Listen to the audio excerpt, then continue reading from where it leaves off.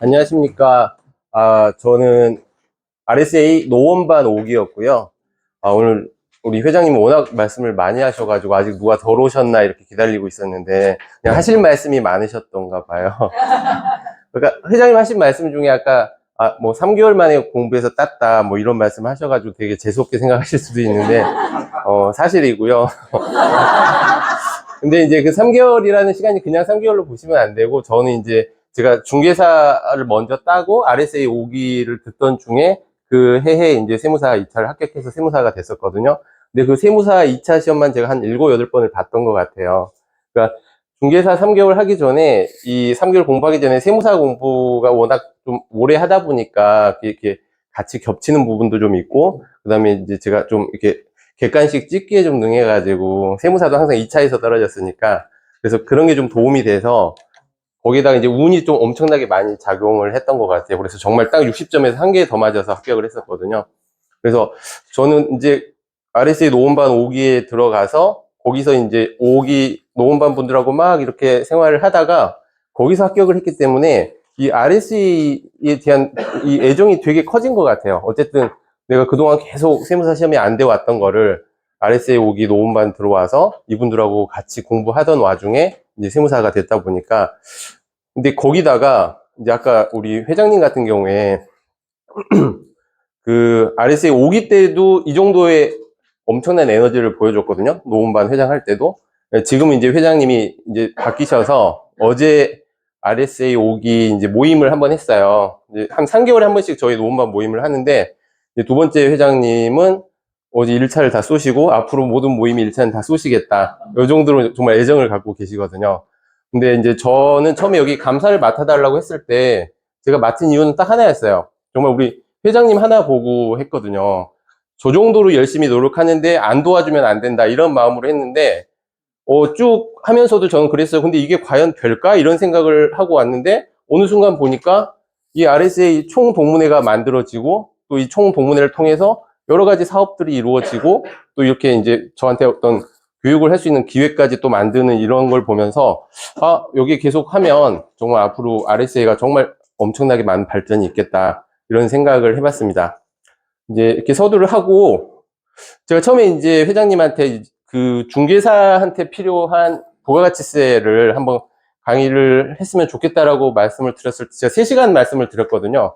이제 왜냐면 제가 이제 일을 하면서 여러 동기분들이 저한테 이제 부가세 관련해서 물어보는 것들이 어느 정도 일정한 이제 틀이 있더라고요. 그래서 요 정도 것들은 중개사님들이 좀 알고 있으면 일하는데 좋겠다 해가지고 3시간을 말씀을 드렸는데, 이제 또 이제 다른 수업하고 같이 하다 보니까 좀 짧게 해야 될 것 같아요.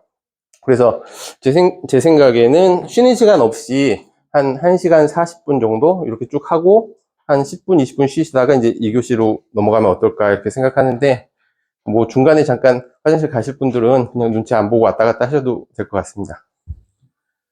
일단 이제 부가치세 요거 제가 PPT를 잘 한 번도 안 만들어 보다 이거 교육한다고 막 만들다 보니까 좀 부족한 점이 있지만, 나름 이제 또 엄청 고생을 해서 만든 거니까 그냥 이쁘게 봐주셨으면 좋겠습니다. 그래서 원래 이제 처음에 3시간 한 거는, 처음에 이제 어쨌든 우리가 부가가치세, 중개사가 알아야 할 부가가치세가 몇 가지 딱 정해져 있긴 하지만, 그래도 그걸 알려면 어느 정도 기초적인 개념은 알아야 될 것 같아서, 이제 기초를 먼저 한번 보고, 그 다음에 이제 우리가 중개사업을 하면서 우리도 부가가치세를 내고 있잖아요. 그래서 우리가 부가가치세를 낼 때 어떤 걸 좀 조심해야 되는지, 그럼 부가세를 줄이려면 어떤 걸 좀 하면 좋을지, 요거에 대해서 한번 잠깐 두 번째 알아보고, 그 다음에 이제 부가가치세가 우리가 중개를 하면서 제일 부가가치세 문제가 많이 나오는 게, 이렇게 건물 같은 거 중개할 때 임대를 하던 이걸 뭐 양도를 하던 사업자가 이렇게 양도하게 되면 거기에 이제 부가세가 따라 붙잖아요. 근데 우리는 그냥 건물을 판다고 생각하고 사무실 판다고 생각하고 하지만 거긴 항상 토지가 같이 있잖아요. 그래서 다 아시겠지만 부가세는 토지를 파는 건 부가세가 안 나오고 건물에만 부가세가 붙다 보니까 항상 그 부가세를 계산하는 문제가 생기거든요. 그래서 그거 관련해서 3번째 시간 한번 잡아봤습니다. 그냥 한번 웃으시라고. 안 닮았죠? 처남이 사진을 해가지고 좀 이쁘게 잘 찍어줬습니다. 저는 지금 교대역에서 세무사 사무실을 하고 있고요.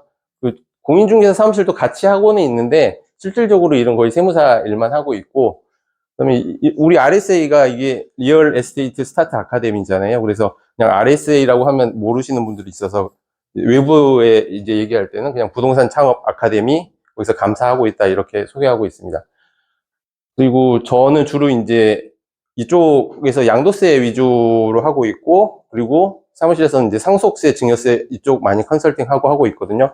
혹시 이제 나중에 주변에 이런 상속세나 양도세나 상속이 일어나고 난 다음에, 그다음에 양도가 일어나고 난 다음에 오면은 거기서 줄이기는 좀 힘들거든요. 그래서 그게 있기 전에 먼저 이제 상담을 받으시고 양도하시거나 아니면 상속이 예상이 되면 그 전에 한번 상담을 받으시고 하는 게 세금을 훨씬 많이 줄일 수 있으니까, 주변에 혹시 그런 손님 계시면 소개시켜 주시면 같이 사례를 해 드리겠습니다. 그래서 이제 목차는 아까 말씀드린 거를 목차로 잡아보면 이 정도 될 것 같아요. 그래서 부가치세 기초부터 최종 이제 사업 포괄 양도까지 한번 쭉 나가 보겠습니다. 일단 이제 개념을 잡자면, 우리가 부가가치세가 영어로 하면 value added tax, 그러니까 가치에다가 부과된 세금이거든요. 그래서 부가가치를 경제 용어에서는 이렇게 설명한다고 하더라고요. 일정 기간 동안 경제활동 주체가 생산활동에 참여하여 새로이 창출한 가치. 그래서 소위 우리가 이제 부가가치 하면 그렇게 얘기하거든요. 우리가 뭔가를 사와서 거기 이제 일을 하니까 어떤 노동의 대가, 그리고 보통 옛날에는 이제 뭔가 생산할 때 항상 땅이 필요하니까 그 땅에 대한 대가, 그리고 뭐 그거를 필요하면 이제 우리가 돈을 갖다 써야 되니까 그 뭐 이자 같은 돈에 대한 대가, 그리고 마지막으로 이걸 창출해서 내가 누군가한테 팔면서 생기는 이익, 요 네 가지를 우리가 부가가치라고 하거든요. 그래서 그런 부가가치에 대해서 내는 세금이 이제 부가가치세가 되겠습니다. 요거는 그냥 우리가 이제 부가세 하잖아요. 근데 사실 부가세는 여기 보면 이제 서택스라고 해서 우리가 그 지방세 취득세 같은 거 내다 보면 농특세나 뭐 교육세 이렇게 거기에 따라 붙는 세금 있잖아요. 이걸 부가세라고 하고, 우리는 근데 이제 부가가치세에서 중간 걸 줄여가지고 부가세라고 부르는데, 실질적으로는 부가가치세하고 부가세하고는 좀 다른 세금이죠. 그래서 근데 사실 이건 그냥 학술적으로 그런 거고, 우리끼리 얘기하는데 뭐 부가세 하면 부가가치세인 거죠. 근데 이제 이런 게 있다라는 차원에서 한번 말씀드렸고요. 이제 부가가치세를 가장 이제 기본적으로 설명할 때 항상 나오는 이제 도식이에요. 그래서 우리가 예를 들어서 이제 혜태 맛동산을 하나를 사온다. 혜태 맛동산을 사오는데 이게 이 정도의 단계를 거치겠죠. 이제 물론 제조할 때도 여기도 뭔가 매입은 있을 거예요. 근데 그냥 아무것도 없이 제조 상태에서 그냥 그대로 맛동산을 하나 만들었다고 치면, 그 맛동산을 만든 거를 가지고 이걸 1,000원에 판다. 그러면 우리가 이제 우리 부가가치세 세율이 10%잖아요. 그래서 1,000원에 대한 10%만큼 세금이 나올 거예요. 그래서 여기는 대리점에다 1,100원에 넘길 거예요. 근데 1,000원짜리에 대해서 세금 10%더 받고 1,100원에 넘기고, 대리점은 이제 편의점에다가, 그러니까 1,000원짜리에다가 500원을 더 붙여서 1,500원인데 거기에 10%이니까 1,650원에 넘기겠죠. 그러면 편의점은 나한테 그걸 이제 2,000원에 파는 거예요. 근데 2,000원에다가 10% 200원 붙여서 2,200원에 팔겠죠. 이건 이제 학교에서는 많이들 보셨던 식일 거예요. 그래서 이제 여기서 이제 보이는 게 뭐냐면, 나는 맛동산을 2,000원짜리지만 부가세 포함해서 2,200원을 주고 사와요. 근데 나는 2,200원을 줄 때 내가 이걸 세금을 낸다는 생각이 없죠. 우리가 슈퍼에서 뭐 살 때 내가 세금 내고 있는데, 그래서 사람들 그러잖아요. 이렇게 근로자들 돈 안 버는 사람들한테 세금도 안 내는 것들이 이러는데, 모든 사람들이 다 세금은 내고 있어요. 슈퍼에 가서 뭘 사든 우리는 부가세를 내고 있어요. 근데 다만 우리가 낸 세금을 우리가 직접 내는 게 아니고 여기 편의점에서 우리한테 세금 받아서 내겠죠. 근데 다 내는 건 아니고 내가 미리 낸 세금이 있잖아요. 150원. 요거를 빼고 나머지 50원을 이제 편의점에서 내는 거고, 대리점에서는 내가 이 150원을 내지만 미리 얘한테 준 세금 100원을 빼고 여기서 또 50원만 내고, 그리고 얘가 이제 100원에 대해서 세금을 다 내겠죠. 국세청에다 이렇게 내면 얘가 100원, 50원, 50원 하면 실제로 세금을 내는 사업자는 혜태, 대리점, 편의점이지만 해서 총 200원을 내고 있잖아요. 근데 이걸 누가 내요? 내가 200원을 내고 있어요. 그래서 보면 이제 여기서 이제 중요한 개념 중에 하나가, 우리가 이제 구입 가격이 2,200원이면 실제 이 맛동산의 가격은 원래 2,000원짜리였던 거예요. 만약에 구입 가격이 2,000원이었다면 맛동산의 가격은 아마 뭐 한 1,812원 정도 되겠죠. 그래서 이제 우리가 이제 부가가치세에서 나오는 용어를 이제 꼭 알아야 되는 용어가 있는데, 우리 이제 이거는 우리 중개사분들한테도 좀 중요한 용어라서, 밑에 보면 여기 공급 가액이 있잖아요. 공급 가액은 내가 공급한 어떤 그 물건이든 뭐가 됐든 그에 대한 가액, 그 금액이니까 2,000원인 거고, 공급 대가는 내가 뭔가를 공급하고 저 사람한테서 받는 돈이잖아요. 받을 때는 부가세 포함해서 받는 거니까 공급 대가는 2,200원이에요. 그래서 이제 이 공급 가액하고 공급 대가 요 개념을 잘 구분을 해야 되는데, 그냥 우리 편하게 생각하면 대가가 큰 대자가 있다 생각하면 더 큰 거 이렇게 생각하시면 편할 것 같아요. 이거 헷갈릴 수 있거든요. 처음 들으면. 그래서 공급가액, 공급 대가. 이건 나중에 이제 제가 이따가 중개사에 이제 세금 할 때 그때 한 번 더 말씀을 드려야 되는 거라서 한 번 더 말씀드린 거예요.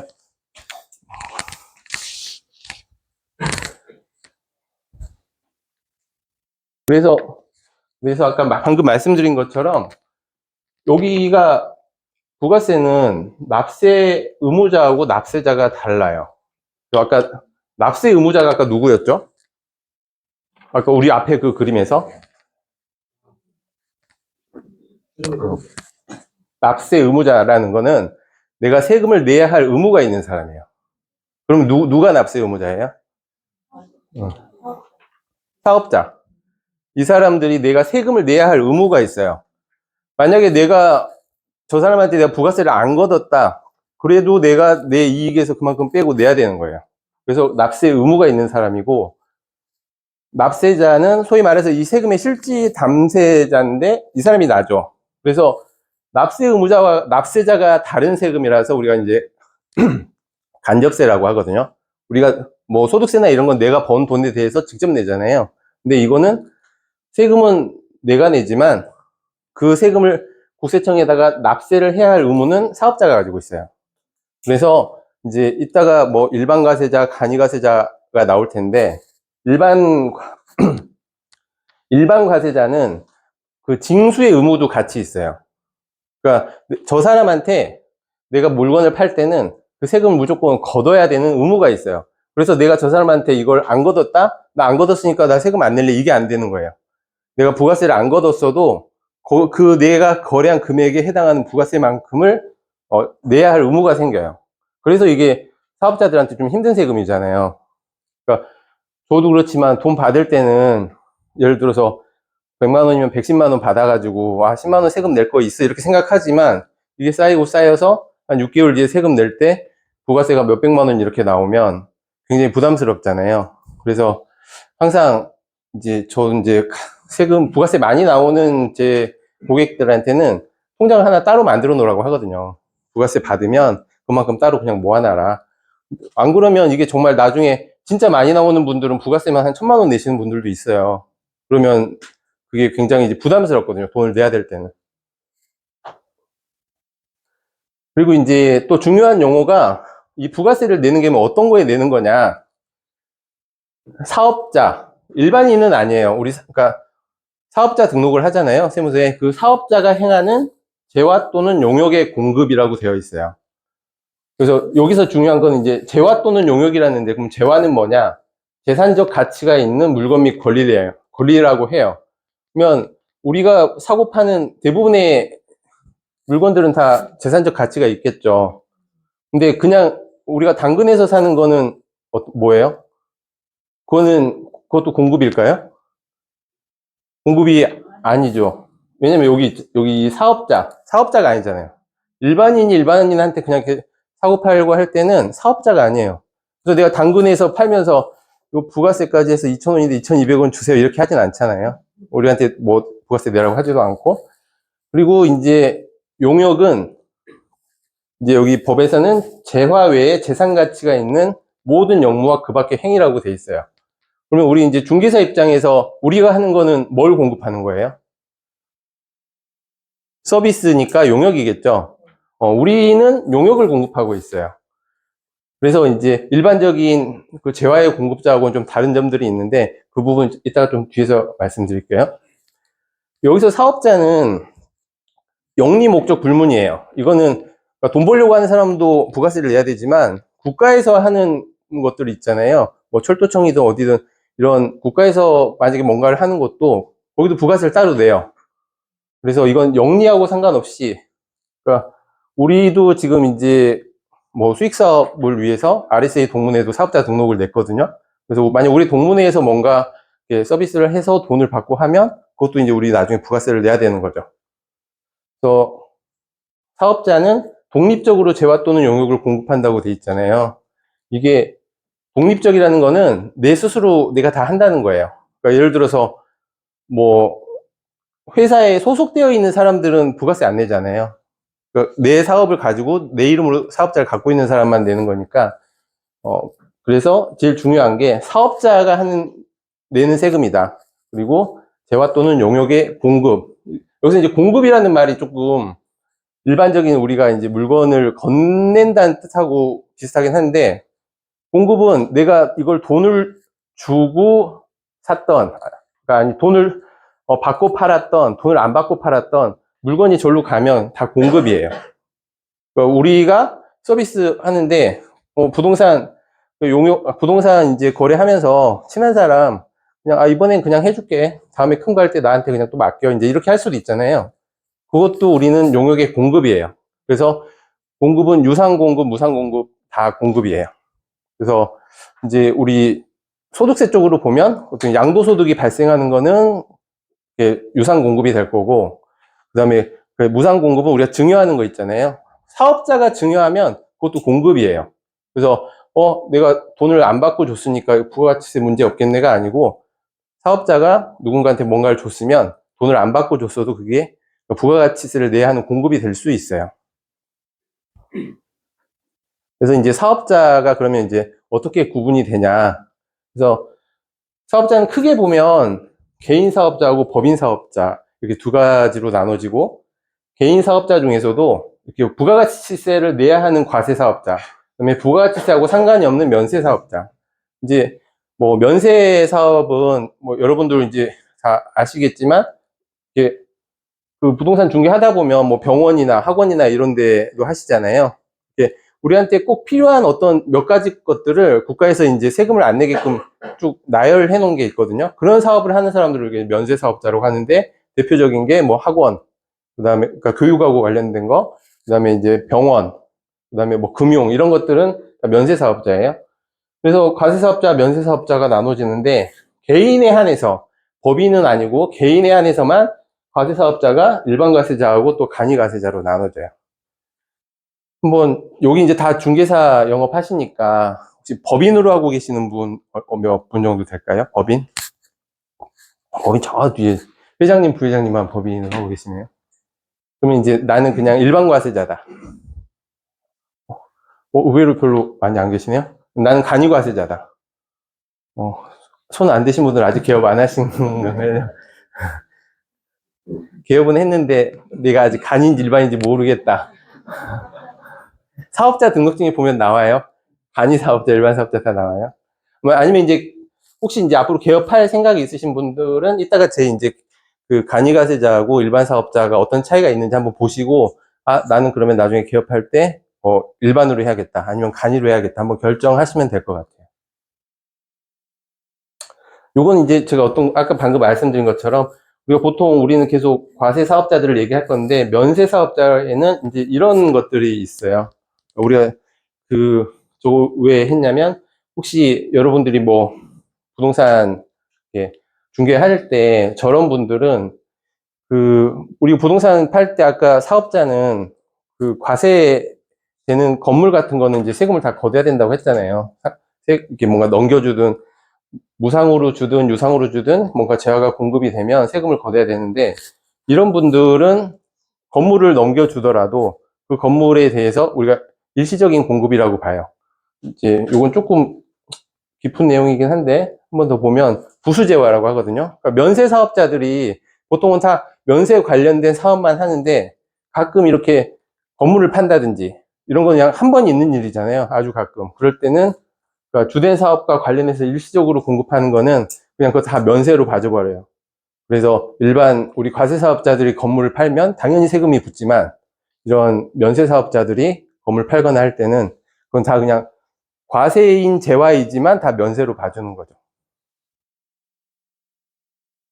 아까 이제 한번 제가 말씀을 드렸는데, 무상 공급도 원칙상 이제 부가가치세에서는 재화는, 그러니까 이런 아까 보이는 그런 물건들은 다 과세로 봐요. 내가 돈을 안 받고 팔아도. 이게 왜, 난 돈 안 받았는데 이거 왜 과세로 볼까요? 약간 좀 이해가 안 되지 않나요?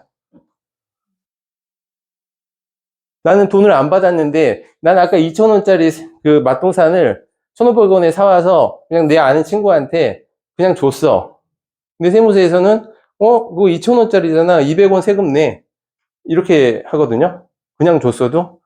이게 왜 그렇게 했냐면, 앞에 이 맛동산이라는 게 만들어져서 쭉 가서 아까 2,000원에 팔 때까지 편의점까지는 일단 1,500원이라는 가격까지 왔잖아요.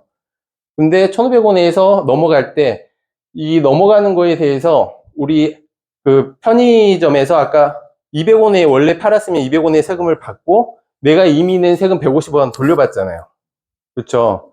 그러면 이 사람은 무료로 줬을 때 이 맛동산이라는 게 만들어져서 소비자까지 갔는데도 불구하고 150원이 난 이미 돌려받았기 때문에 세무서에서는 아무런 부가가치가 안 생겨버린 것처럼 되는 거예요. 그래서 재화의 무상 공급도 원칙은 과세 대상으로 봐요. 근데 이제 이것도 이제 깊이 들어가면 재화의 무상 공급인데도 과세가 아닌 것들도 있어요. 그러니까 뭐 국가에 준다든지 국가에 증여한다든지 아니면 회사 같은 데에서 직원들한테 어떤 복리적으로 준다든지 아니면 뭐 견본품 같은 거 준다든지 이런 예외 사항은 있는데, 기본적으로 재화는 내가 공짜로 줘도 과세 대상에 해당이 된다. 근데 이제 용역의 무상 공급은 과세로 안 봐요. 이게 이제 조금 이제 우리가 생각하면 이제 어떤 걸 생각할 수 있냐면, 아까 말씀드렸잖아요. 우리가 중개할 때 그냥 무료로 해줄 수 있잖아요. 친한 사람이면. 무료로 해줬는데 재화처럼 이거 과세 대상이야 하면은 그 원래 가격에 맞춰서 부가세를 내야 되는 거잖아요. 근데 용액의 무상 공급은 과세 대상으로 안 하는 이유는 알 수가 없어요. 재화는 한번 이렇게 거래가 쭉 넘어가는 게 이 과세 관청에서 포착하기가 쉽거든요. 근데 용역은 뭐 어디 가서 머리 한번 깎고 왔는데 안 받았어, 친구라서. 알 수가 없잖아요. 그래서 그냥 아예 용역은 빼버렸어요. 그러면 이제 이게 표현이 좀 애매하긴 한데, 예를 들어서 우리가 누군가한테 중개 수수료를 받았어요. 근데 그냥 통장에 안 넣고 현금 받아가지고 딱 놓고, 나 이거 무상으로 해준 건데요 하면, 거꾸로 생각하면 부가세를 그만큼 들릴 수도 있겠죠.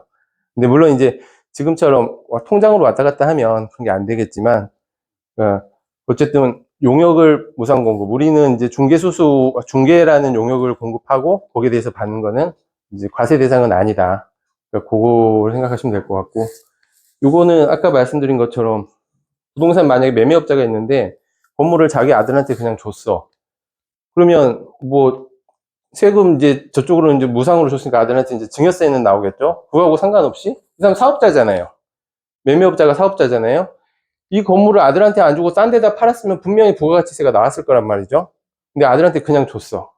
이거는 당연히 부가가치세가 나오겠죠.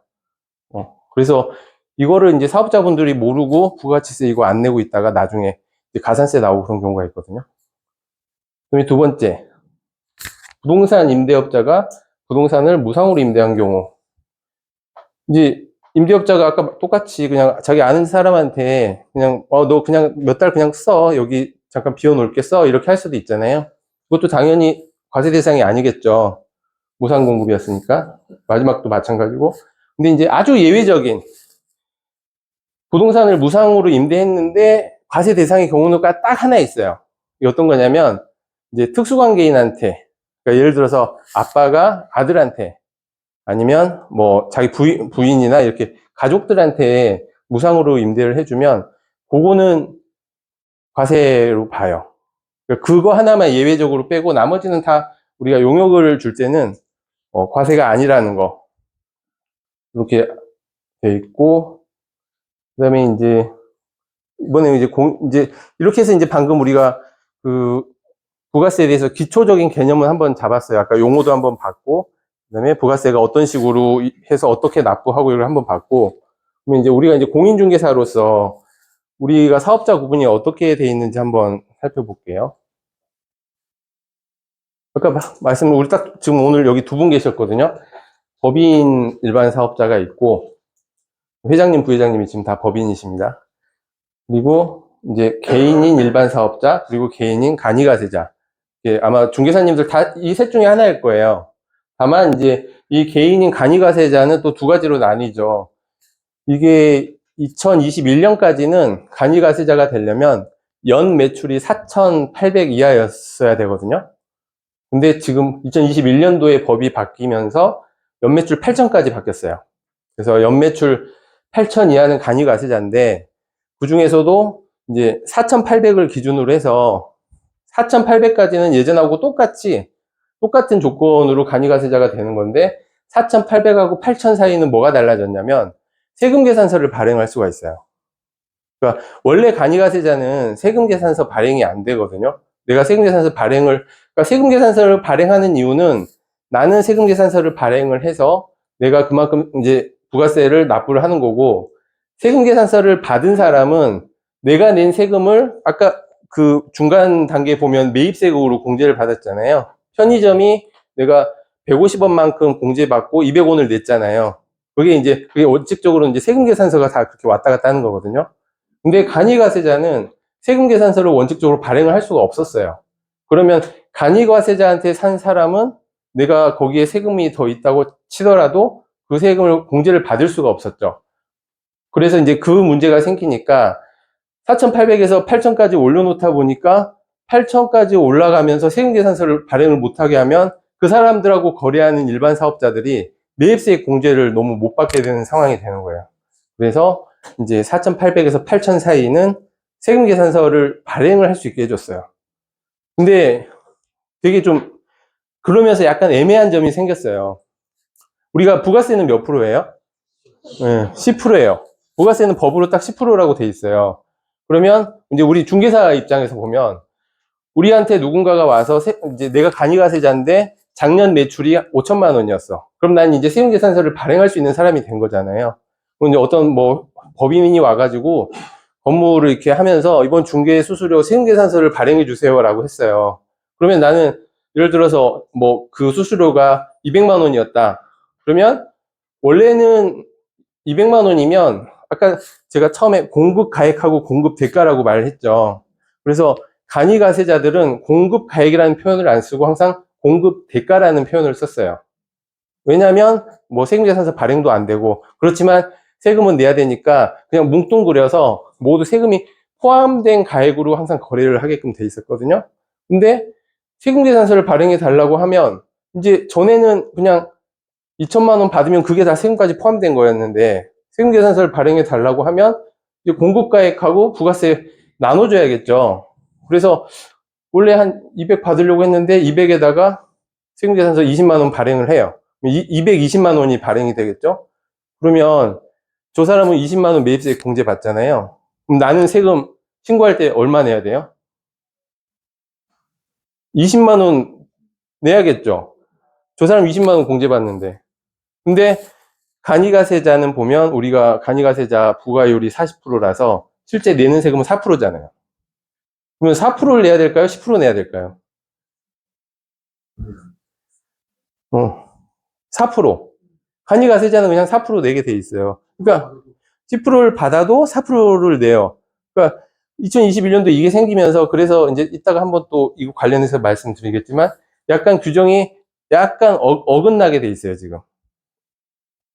그리고 이제 그래서 이제 일반 사업자는 간이가세자 기준에 해당하더라도 나는 이거 세금계산서 발행해달라는 이렇게 고객들이 많은데 간이가세자로 하면 세금계산서 발행도 못 해주고 하니까 좀 불편해. 그러면 아유 내가 뭐 간이가세자 대상이지만 나는 그냥 일반 사업자 해야겠다. 특히 상가 위주로 하시는 분들은 특히나 그렇게 되겠잖아요. 그런 분들 이제 간이가세 포기라는 걸 하시면 돼요.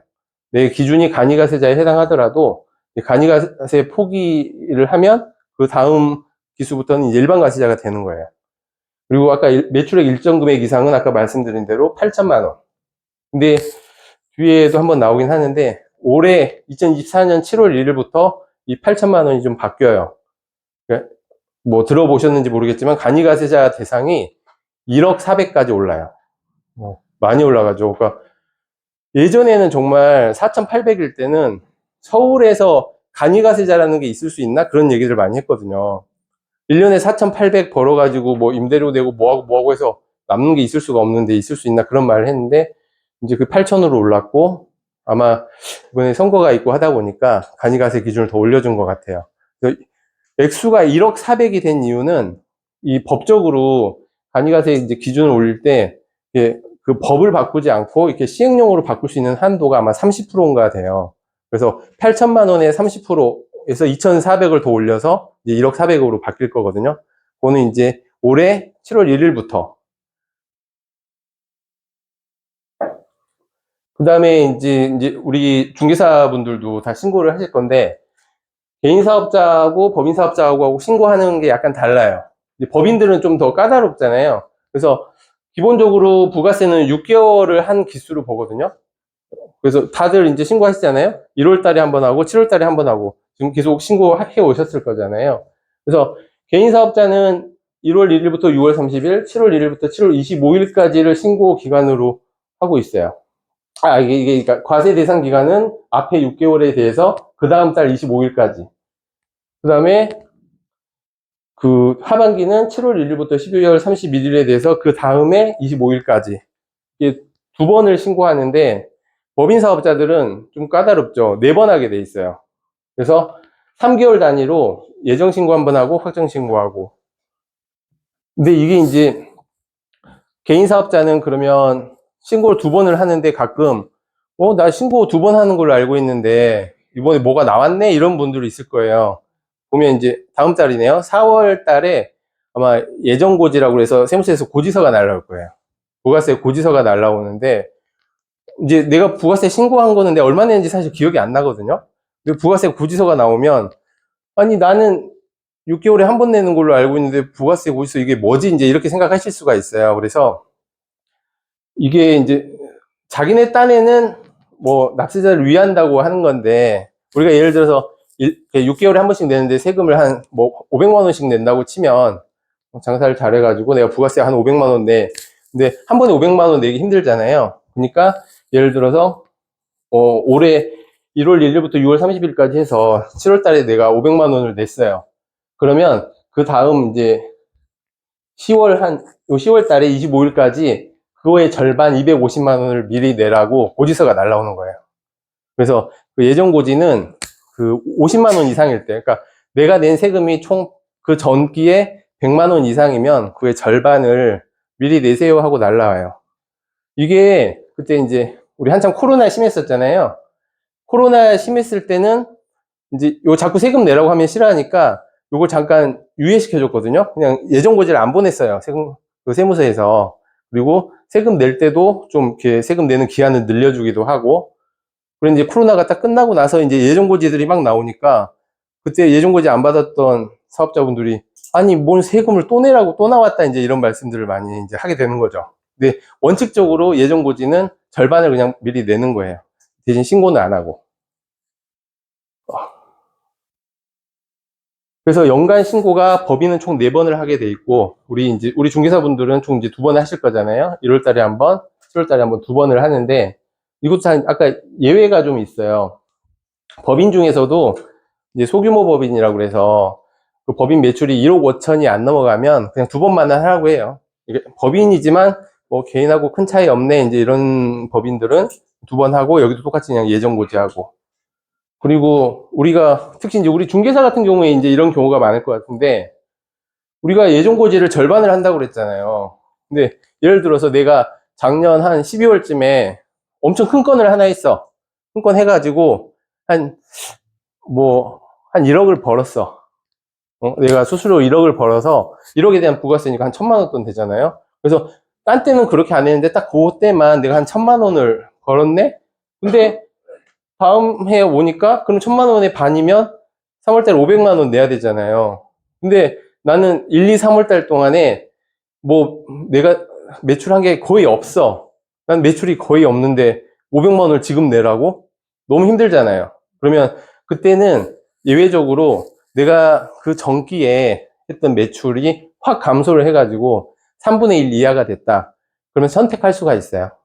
선택해서 내가 신고로, 예를 들어서, 저번에 1,000만 원 했다고 이번에 500만 원 내라고 나왔는데, 내가 3개월 동안 다시 신고를 해보면 한 50만 원만 내면 될 것 같은데, 내가 지금 500만 원 낼 필요 없는데, 이러면 그냥 신고를 해가지고 50만 원만 내고 끝낼 수도 있어요.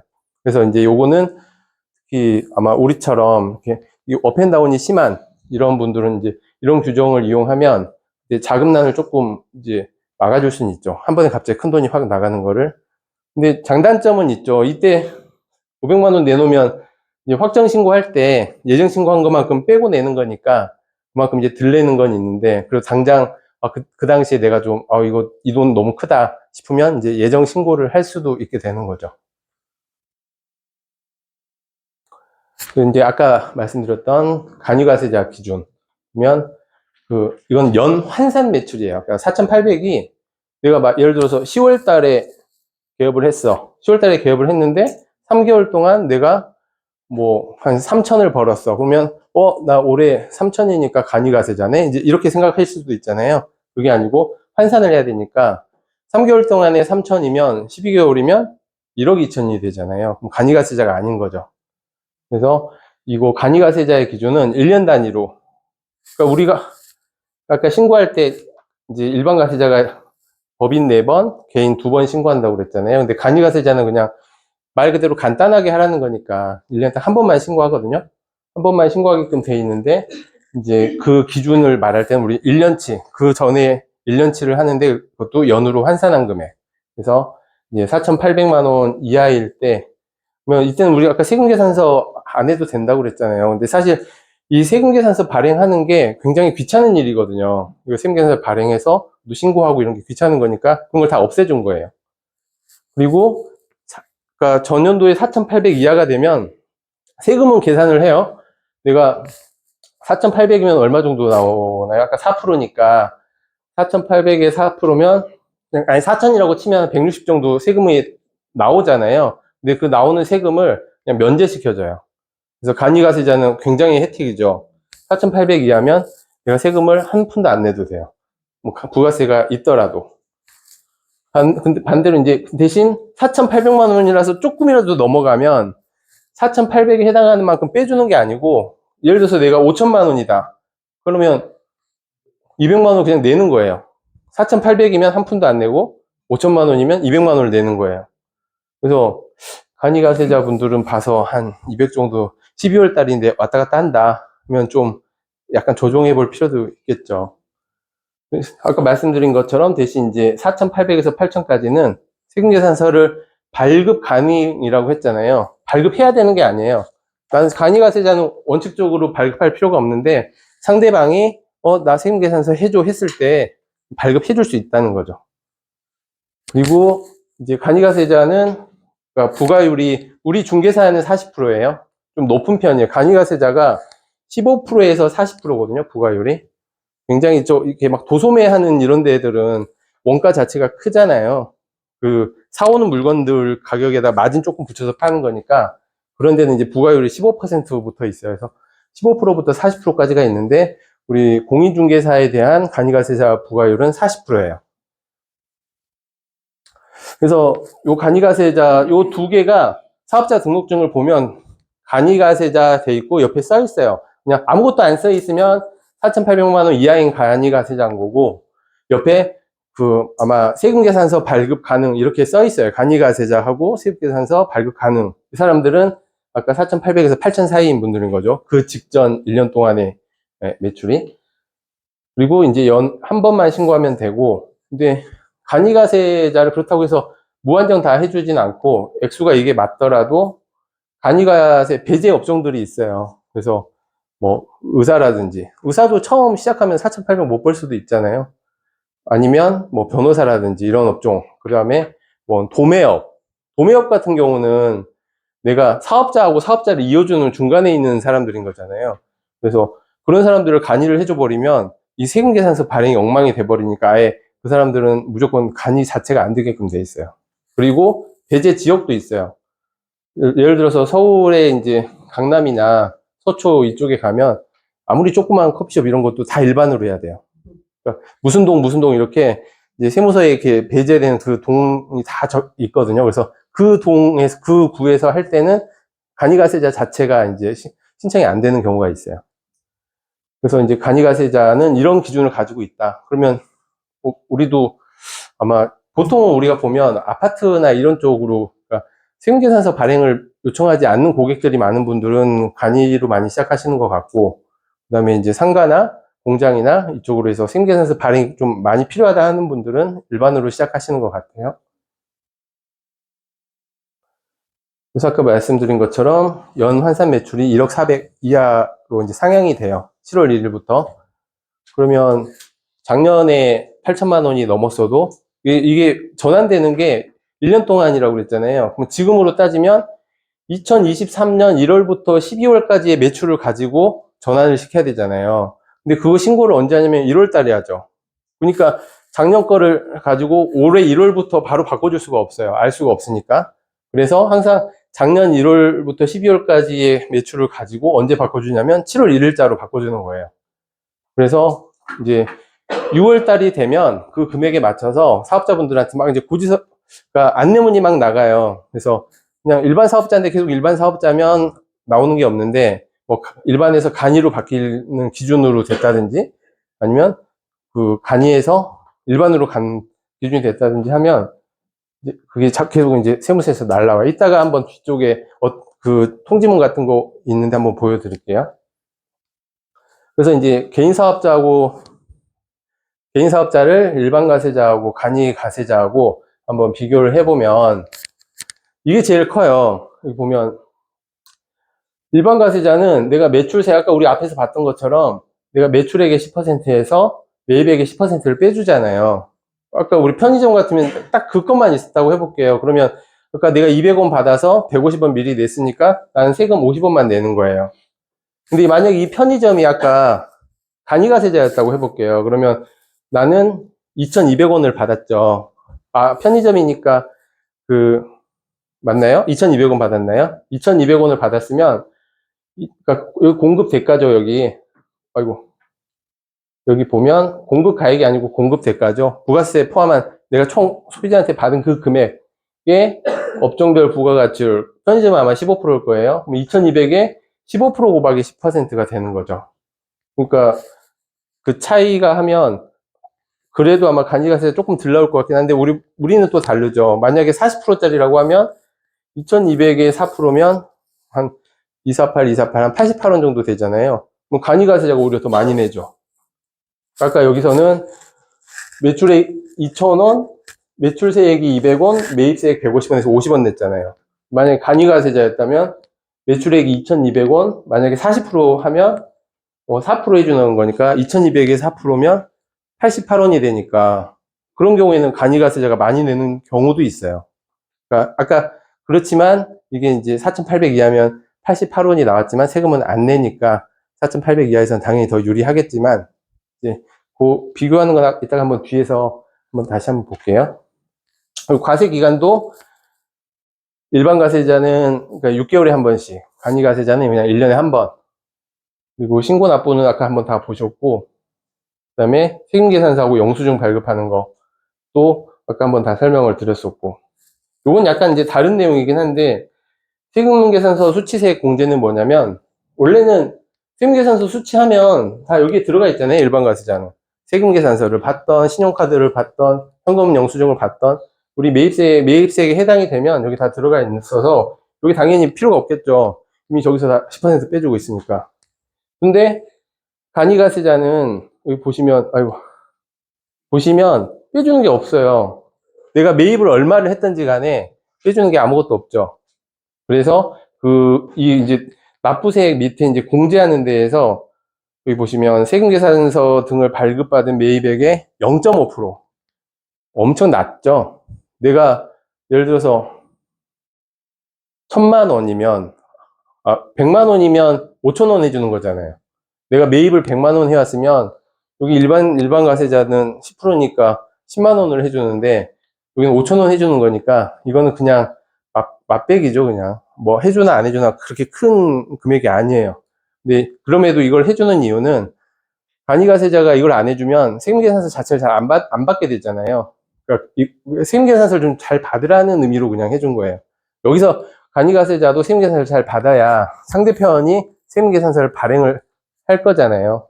그래야 그 상대편한테 세금을 거둘 수가 있으니까 상대편한테 세금을 걷기 위해서 이제 이런 혜택을 주고 있어요.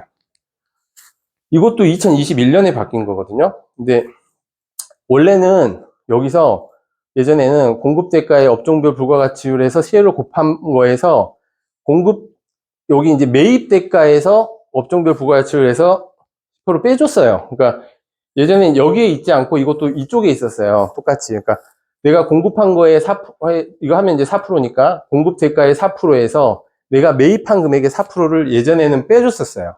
근데 그걸 이제 안 빼주고 밑으로 넣어버렸거든요. 그래서 여기서 이제 이따가 한번 다시 말씀드리겠지만 우리가 간이가세자가 이제 중개를 하고 수수료를 받을 때 그러면 얼마를 받았을 때 초과 수수료에 걸리지 않는가 이게 굉장히 이제 지금 좀 이것 때문에 약간 바뀌었어요. 그러니까 예를 들어서 옛날에는 여기서 보면 4%하고 4% 빼줬으니까 다 그냥 4%만 해주면 되는 거였잖아요. 예를 들어서 내가 100만 원이야. 내가 그 법정 한도 수수료가 100만 원이다. 일반 과세자는 110만 원 받으면 되잖아요. 어차피 10만 원은 이제 부가세로 낼 거니까. 근데 간이가세자는 이걸 얼마 받아야 초과 수수료가 아니냐. 요게 굉장히 지금 문제가 생기는 거잖아요. 얼마 받으면 초과 수수료가 아니게 될 것 같아요. 4만 원? 그럼 104만 원? 110만 원? 자, 4만 원만 더 받을 수 있다. 10만 원 더 받을 수 있다. 나는 안 받겠다. 안 받으면 손해죠. 간이가세자 입장에서는. 근데 이제 아까 말씀드린 것처럼 간이가세자는 거래 징수 의무가 없어요. 일반 가세자는 징수 의무가 있는데 간이가세자는 징수 의무는 없어요. 근데 그렇다고 해서 납부 의무가 없는 건 아니에요. 이렇게 납부는 해야 되잖아요. 이 부가율에 맞춰서. 근데 이제 그러면 징수 의무가 없기 때문에 이 금액을 얼마로 할지는 고객하고 나하고 이제 서로 상의해서 정하는 거잖아요. 특히나 4,800 이하면 나는 어차피 세금을 하나도 안 내니까 부가세 저쪽 가면 아마 110만 원 받을 건데 전 그냥 100만 원 해드릴게요. 이렇게 얘기할 수 있잖아요. 근데 이 고객이 사업자면 110만 원이든 100만 원이든 상관없을 거예요. 어차피 10만 원 환급 받으면 되니까. 근데 사업자가 아니야. 그냥 개인이야. 그러면 저기 일반 사업자인 중개사한테 가면 110만 원 내야 되는데 여기 간이가세자 왔더니 100만 원만 내면 된대. 당연히 간이가세자한테 오겠죠. 그러니까 간이가세자 입장에서는 내가 작년 매출이 올해 매출이 4,800이 안 될 것 같아. 이런 생각이 있으면 그냥 어차피 뭐 부가세 나 안 낼 건데 하면서 100만 원만 받아도 되겠죠. 근데 나는 올해 많이 나올 것 같은데 싶으면 간이가세자라도 10%를 더 받아도 돼요. 아까 이제 말씀드렸잖아요. 세율은 10%라고 그랬잖아요. 세율은 10%예요. 그래서 예를 들어서 내가 간이가세자인데 110만 원을 받았어. 그러면 10만 원만큼이 세금인 거예요. 근데 너는 그중에 4만 원밖에 안 내잖아. 그렇게 따지면 얘는 그 10만 원 받으면 10만 원 다 내나요? 내가 예를 들어서 일반 과세자면 내가 그 사람한테 10만 원을 받으면 그 사람한테 10만 원 받은 것만큼 다 내진 않아요, 사실. 내가 임대료 내고 뭐 냉장고 렌탈료 내고 거기에 대한 매입세액이 있잖아요. 그만큼 다 빠지잖아요. 근데 간이가세자는 그거 아무것도 못 받죠. 그러니까 그냥 납부의 편리를 위해서 이렇게 납부세액을 이렇게 해놓은 거예요. 그래서 간이가세자가 받는 거는 공급 대가라고 그랬잖아요. 공급 대가는 그러니까 부가세가 포함된 거니까. 그러면 110만 원을 내가 받아도 그 중에 10만 원은 부가세인 거예요. 그다음에 아까 뭐라고 그랬죠? 4,800 이상인 사람들은 세금계산서를 발행을 할 수 있다고 그랬잖아요. 그러면 세금계산서를 발행할 수 있는데 발행했을 때는 그 10만 원 받아도 되고 세금계산서를 발행을 안 하면 4만 원만 받아야 되고 안 맞게 되잖아요. 이제 그렇게 되면. 예. 근데 이제 이게 실질적으로 보면 간이가세자도 세금은 세율은 항상 10%잖아요. 부가세라는 건 10%이기 때문에 내가 간이가세자지만 10%를 더 받아도 그게 초과 수수료는 아니에요. 내가 이건 말 그대로 그냥 납부세액이에요. 납부세액을 계산함에 있어서 국가가 이렇게 납부하라고 만들어줬지만 간이가세자도 그 10%만큼은 공급대가에 포함되어 있는 거기 때문에 내가 세금을 그만큼 받았다고 해서 그게 초과 수수료가 되는 건 아니죠.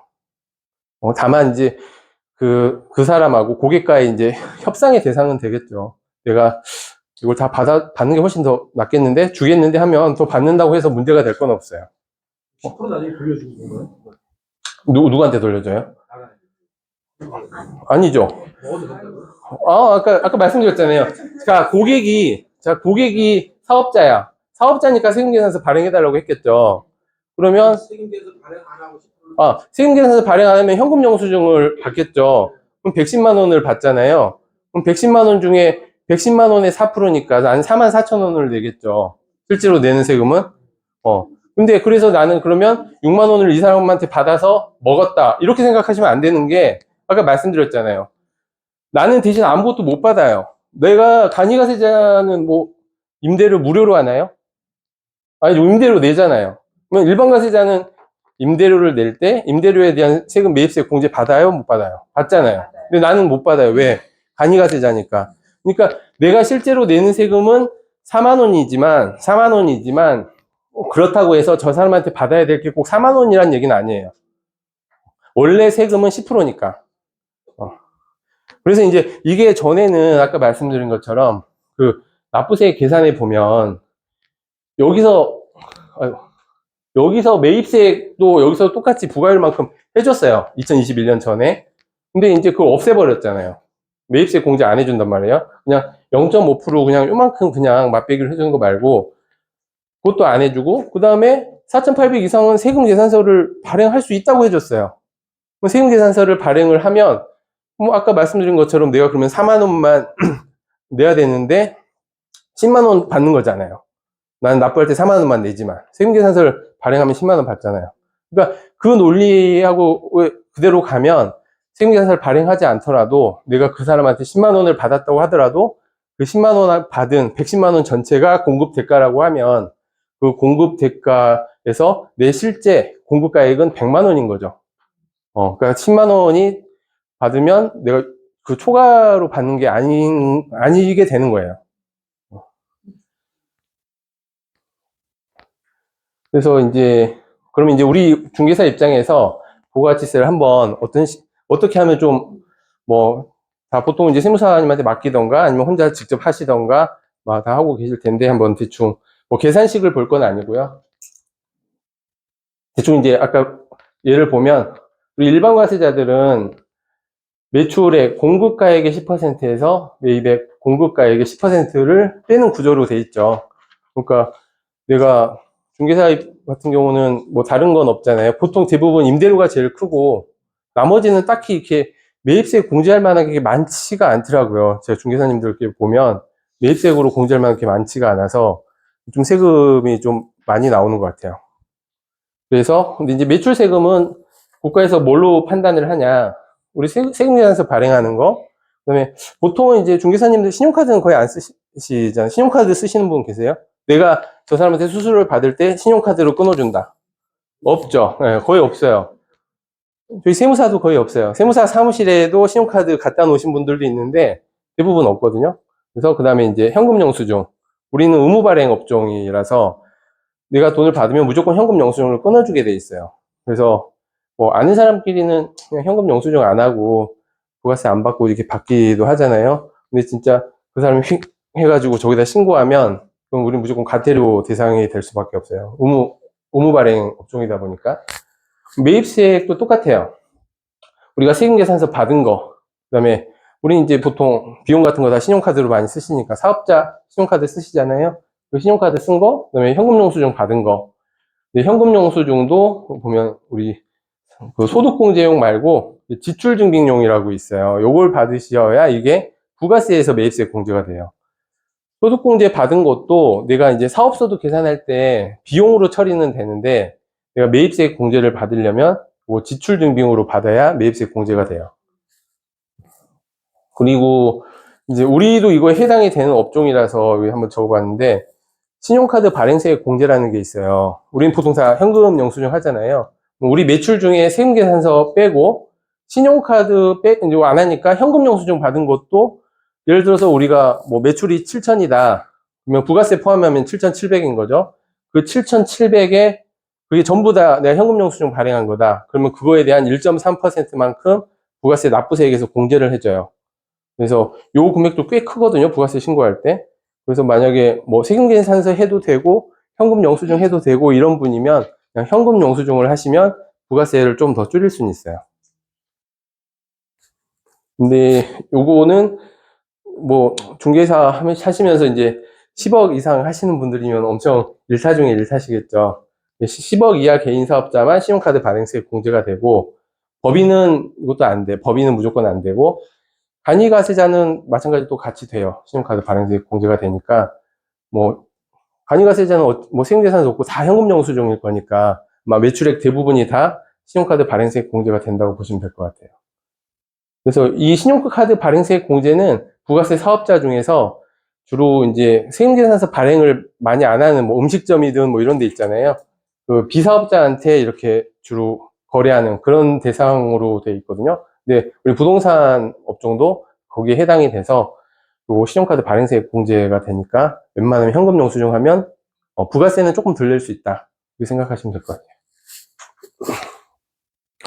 그 다음에 이제 우리가 제일 그 부가세 신고하면서 아까 이제 매입세액을 10% 해준다고 그랬는데 그러면 우리가 쓰는 모든 매입을 다 공제를 해줄 거냐? 그건 아니거든요. 그래서 이제 부가세에서 보면 한 7가지 정도 이렇게 매입세에서 공제를 안 해준다고 이렇게 쭉 나와 있는 게 있어요. 그게 보면 사업하고 상관없는 매입. 그러니까 내가 개인적으로 쓴 거. 그 다음에 사업자 등록 전 매입. 내가 사업자 등록하기 전이면 사업자가 아닌 상태인 거죠. 그때 산 거. 그 다음에 세금, 우리하고는 좀 별 관련은 없지만, 뭐, 세금계산서를 안 받았다든지, 세금계산서 뭐, 합계표 같은 거 뭐 제출 안 했다든지, 세금계산서 관련해서 뭔가 잘못했을 때, 그거 관련된 매입. 그 다음에, 요게 제일 우리 많이 물어보시는 거긴 한데, 소형차 관련 매입. 중개사분들은 무조건 차가 있어야 되잖아요. 손님들 왔다 갔다 해야 되니까. 근데 이 차량 관련된 거는, 그러니까 우리가 비용으로는, 그러니까 소득세 계산할 때 비용으로는 되는데, 이 매입세액 공제가 안 돼요. 그리고 이제 면세 관련, 이거는 이제 뭐 면세 사업자들 관련한 거고, 접대비 관련 매입. 이것도 뭐가 문제냐면, 우리 이제 중개업 같은 경우에는 직원을 실질적으로 직원을 두지만 다 사업소득 3.3%로 보통 하시잖아요. 그러면 그 4대 보험을 가입한 직원이 거의 없어요.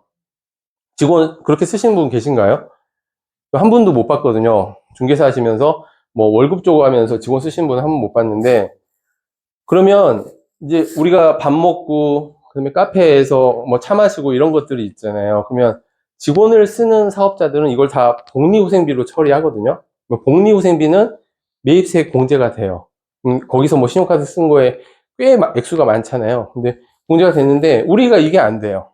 이걸 다 그냥 접대비로 봐버려요. 그러니까 그 사람이 날 위해서 일해주는 사람을 위해서 쓴 거다. 아니면 뭐 내가 밥 먹은 거는 날 위해서 쓴 거다 해가지고 접대비 또는 사업하고 무관한 걸로 봐버려가지고 매입세 공제가 안 돼요.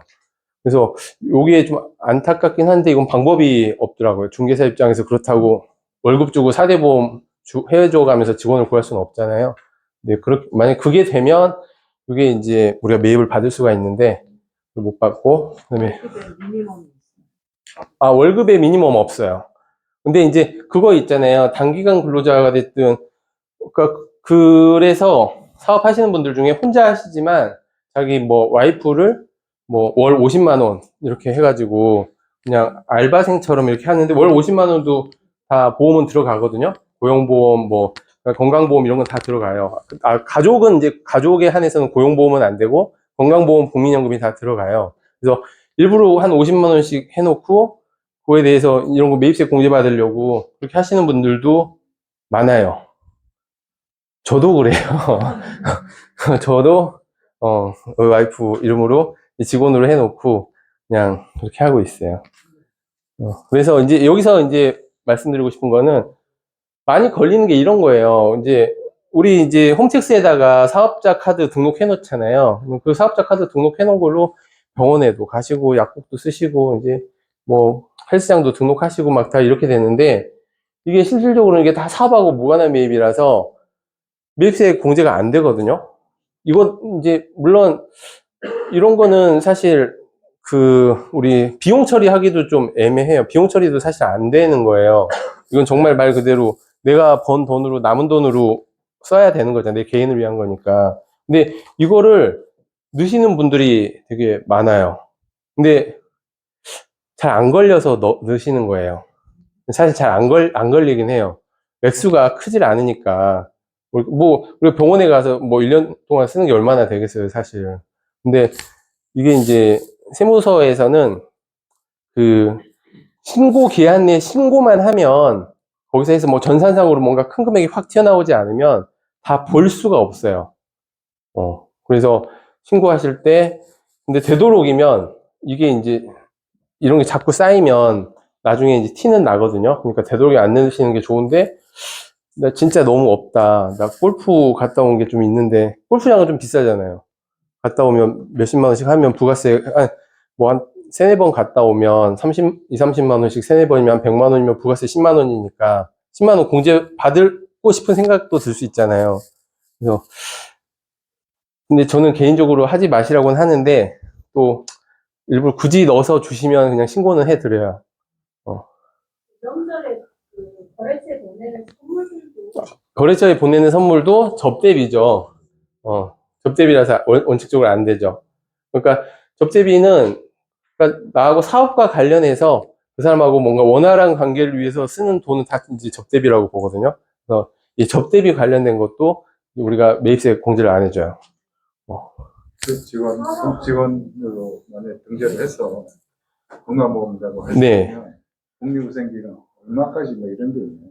그러니까 한도가 복리후생비 자체는 한도가 있지는 않은데 그냥 이제 이거는 그냥 상식선에서 해야겠죠. 예를 들어서 내가 직원이 한 명 있는데 이 직원 1년 뭐 연봉이 한 2천만 원인데 복리후생비로 한 5천만 원 넣었다. 너무 이상하지 않나요? 그쵸? 그러니까 그 봤을 때 뭐 직원이 2천만 원인데 복리후생비 한 1천만 원 썼다? 되게 복리를 잘 해줬네. 이 정도 되겠죠? 근데 그래서 저희가 쓸 때 보면 복리후생비로 안 넣고 그냥 음식점 카페인데도 뭐 소모품비 막 이렇게 넣기도 하고 해요. 뭐 카페에 가서 소모품 살 수 있잖아요. 스타벅스에서 팔잖아요. 굿즈. 아니 거기서 뭐 커피 몇 잔 마셨다 이런 건 안 나오잖아요. 영수증에 그냥 그러니까 세무서에서 보는 건 어디서 얼마 썼다 이런 게 보이는 거니까 그냥 그런 식으로도 하기는 하는데 어쨌든 그래서 이제 매입세액 불공제는 이런 것들이 있으니 공제가 안 되는 것들이 있으니까 이건 좀 조심하시면 좋겠다. 사대보험 안 하고 알바생 쓰고 한 달 쓰고 이런 거 안 되는 거야? 아예? 알바생도 아마 고용보험 들어야 될 거예요. 그런 보험이 들어가 있으면 가능하죠. 근데 그것도 그 기간에만 되는 거예요. 예를 들어서 내가 뭐 1월 달에서 3월 달까지만 썼다. 그러면 1월 달에서 3월 사이에 쓴 것만 복리후생비가 되는 거지. 그 이후 1년 내내 그 복리후생비가 들어갈 수는 없겠죠. 그러니까 내가 직원을 썼다면 그거는 직원을 쓴 그 기간에 쓴 돈에 한해서만 복리후생비로 할 수 있고 매입세 공제가 되고. 1, 2월 달 썼는데도 안 해도 3월까지 쓸 건데 네. 뒤늦게라도 가입이 고용보험 가입됩니다. 그러니까 옛날 소급해서 가입돼요. 내가 진짜 실제로 직원을 썼다면 소급해서 가입이 되고 그 보험료도 소급해서 전체 다 내주면 다 돼요. 그 건강보험료도 그렇고. 이거 쓸때 이게 쓰고 됐다. 용지 얼마 되지도 않아. 얼마 되지도 않아. 네, 사실 그렇게 크지는 않아요. 예, 왜냐면 아까 말씀드렸잖아요. 이거 뭐 밥값하고 카페 이게 맨날 엄청 막 직원들 한 3, 4명씩 먹고 하면 많겠지만 직원 1명이고 그러면 이게 엄청 크지는 않은데 이런 게 있다라고 그냥 알고 계시면 될 것 같아요. 그리고 이제 신용카드 매입세액은 이제 이건 제가 일반인 거예요. 법인 말고 일반 같은 경우에 법인은 무조건 다 사업용 카드로 등록이 돼 있겠죠. 그다음에 일반적인 사업용 카드 등록하라고 하면 무슨 내가 사업장 이름으로 된 카드를 등록해야 되나 이제 이렇게 생각하시는 분들도 많더라고요. 아니고 내가 개인적으로 내 이름으로 발급받은 카드 다 등록 가능해요. 몇 개든지 다 가능해요. 근데 너무 많이 넣으면 내가 나중에 내가 관리하기 힘드니까 뭐 한 3개, 4개 이렇게 넣어놓고 거기서 쓰는 거는 다 이제 매입세 공제 받을 수 있게끔 하실 수 있어요. 그래서 근데 이제 그럴 때 있잖아요. 내가 내 카드로 안 쓰고 내가 우리 사무실에 뭐 이렇게 뭐 하나 사려고 했는데 내가 당장 급해가지고 집사람한테 전화해서 뭐 좀 하나 사와 이렇게 할 수도 있잖아요. 그러면 집사람 카드로 샀겠죠. 그럼 분명히 내가 사업을 위해서 쓴 건데 공제를 못 받으면 안 되잖아요. 그것도 내가 사업용 카드로 등록하지 않더라도 그거는 별도로 매입세 공제할 때 그 내용만 이제 추가해서 넣고 증빙만 잘 갖춰놓고 하시면 매입세 공제 받을 수 있어요. 그러니까 이거 내 카드로 안 했다, 이거 공제 못 받겠다, 이건 아니고 다 넣으시면 돼요. 그 실제로 이제 사업을 위해서 쓴 거면. 그 다음에 이제 현금용 수중 매입세액은 아까 말씀드리긴 했는데 아마 근데 우리 입장에서는 이게 거의 없을 거예요. 우리가 현금 영수증을 다른 사업자한테 이렇게 받는 게 거의 없어서 아까 말한 것처럼 뭐 밥 먹을 때, 뭐 차 마실 때 카드 안 쓰고 그냥 그때 현금 영수증 많이 하시잖아요. 근데 그런 것들은 안 되긴 하는데 어쨌든 현금 영수증 발급받을 때도 그 주민번호나 전화번호 말고 사업자 번호로 받으면 지출 증빙이라고 뜨거든요, 이게. 그러니까 소득 공제용이 아니고 지출 증빙용으로 하면 요것도 이제 매입세 공제가 되는 거예요. 그리고 이제 만약에 내가 홈택스에 그 현금 영수증 그게 다 소득 공제용으로 돼 있는데 내가 현금을 내가 사업을 위해서 현금 영수증 받는 게 꽤 많다 싶으면 지출 증빙으로 바꿔 놓으셔도 돼요. 근데 요거는 대신 지출 증빙으로 바꿔 놓으시면 나중에 이게 여기에서 공제가 되는데 나중에 보면 우리가 소득세 계산할 때 거기도 어차피 우리는 근로소득자가 아니니까 지출 증빙으로 이렇게 해놓으시면 좋을 것 같아요. 이 지출 증빙 바꾸는 거는 홈택스 들어가시면 홈택스 들어가면 그 현금 영수증에서 들어가시면 거기 2개가 있거든요. 사업소득 지출 증빙. 요건 나중에 혹시 다른 기회가 있으면 오늘은 제가 그냥 기본적인 것만 하는 거고 홈택스 안에 들어가서 뭐 하는 이런 건 한번 다음 기회에 실제로 홈택스 띄워놓고 한번 설명드리는 시간 한번 해볼게요. 그래서 아까 위에 한 번에 이제 다 설명을 드린 내용이라서 간이가세자는 여기 제가 잘못 썼네요. 제가 아까 이게 뭐여야 되죠? 잘 써놨네. 그쵸? 다 넘어가셨네요. 잘 써놨네요. 공급대가, 그러니까 부가세 포함된 금액인 거죠. 그러니까 내가 다 받은 금액의 40%에 10%. 요 40%는 모든 간이가세자는 아니고 우리 업종이에요. 우리 중개사 업종이 40% 되는 거예요. 그리고 이제 간이가세자는 아까 말씀드린 것처럼 간이가세자도 그 세금계산서 등 발급받은 매입공제 공급대가의 0.5% 아주 조금 그냥 좀 세금계산서 잘 받아라 라는 의미인 거고 그리고 신용카드 발행세액 공제도 가능하다. 현금 영수증으로 받은 것들은 이 신용카드 발행세액 공제를 다 받을 수 있다. 이제 현금 영수증 한번 비교를 한번 해드릴게요. 요거는 여기 이제 제가 이제 뭐 양도소득세 계산하면 항상 그 중개사 수수료가 그 양도소득세 비용으로 들어가잖아요. 그래서 제가 이제 요런 현금 영수증 항상 받거든요. 그 중에 이제 그 중에 이제 2개를 골라왔는데 이분은 일반 사업자예요. 일반 사업자인 걸 뭘 보고 알 수 있을까요? 여기 보면 거래 금액에 공급가에 부가세 이렇게 나눠졌죠. 그래서 요 부가세는 별도니까 이 금액이 우리 그 수수료 한도 안 넘어가면 별 문제가 없겠죠. 그래서 총 거래 금액 660만 원에서 보시면 이분도 이 상대방은 어차피 사업자가 아니니까 지출 증빙이 필요 없으니까 이분은 소득공제라고 돼 있죠. 근데 우리가 만약에 현금영수증 받을 때 매입세 공제를 받으려면 이게 지출 증빙으로 뜨게끔 그렇게 받아야 매입세 여기 이 부가세만큼을 매입세 공제를 받을 수 있다. 이분은 좀 다르죠? 여기는 공급 가액, 여기는 공급 대가. 요 공급 대가는 부가세가 다 포함된 금액이에요. 여기 부가세 0으로 나와 있는데요. 이렇게 생각하실 수 있죠. 여기서 말하는 이 부가세가 0인 거는 이 현금 영수증을 받은 사람은 매입세 공제를 못 받는다는 뜻이에요. 간이가세자한테서 현금 영수증이든 그러니까 뭔가를 받은 사람은 세금계산서, 그러니까 세금계산서가 아닌 다른 걸 받은 사람은 매입세 공제를 못 받아요.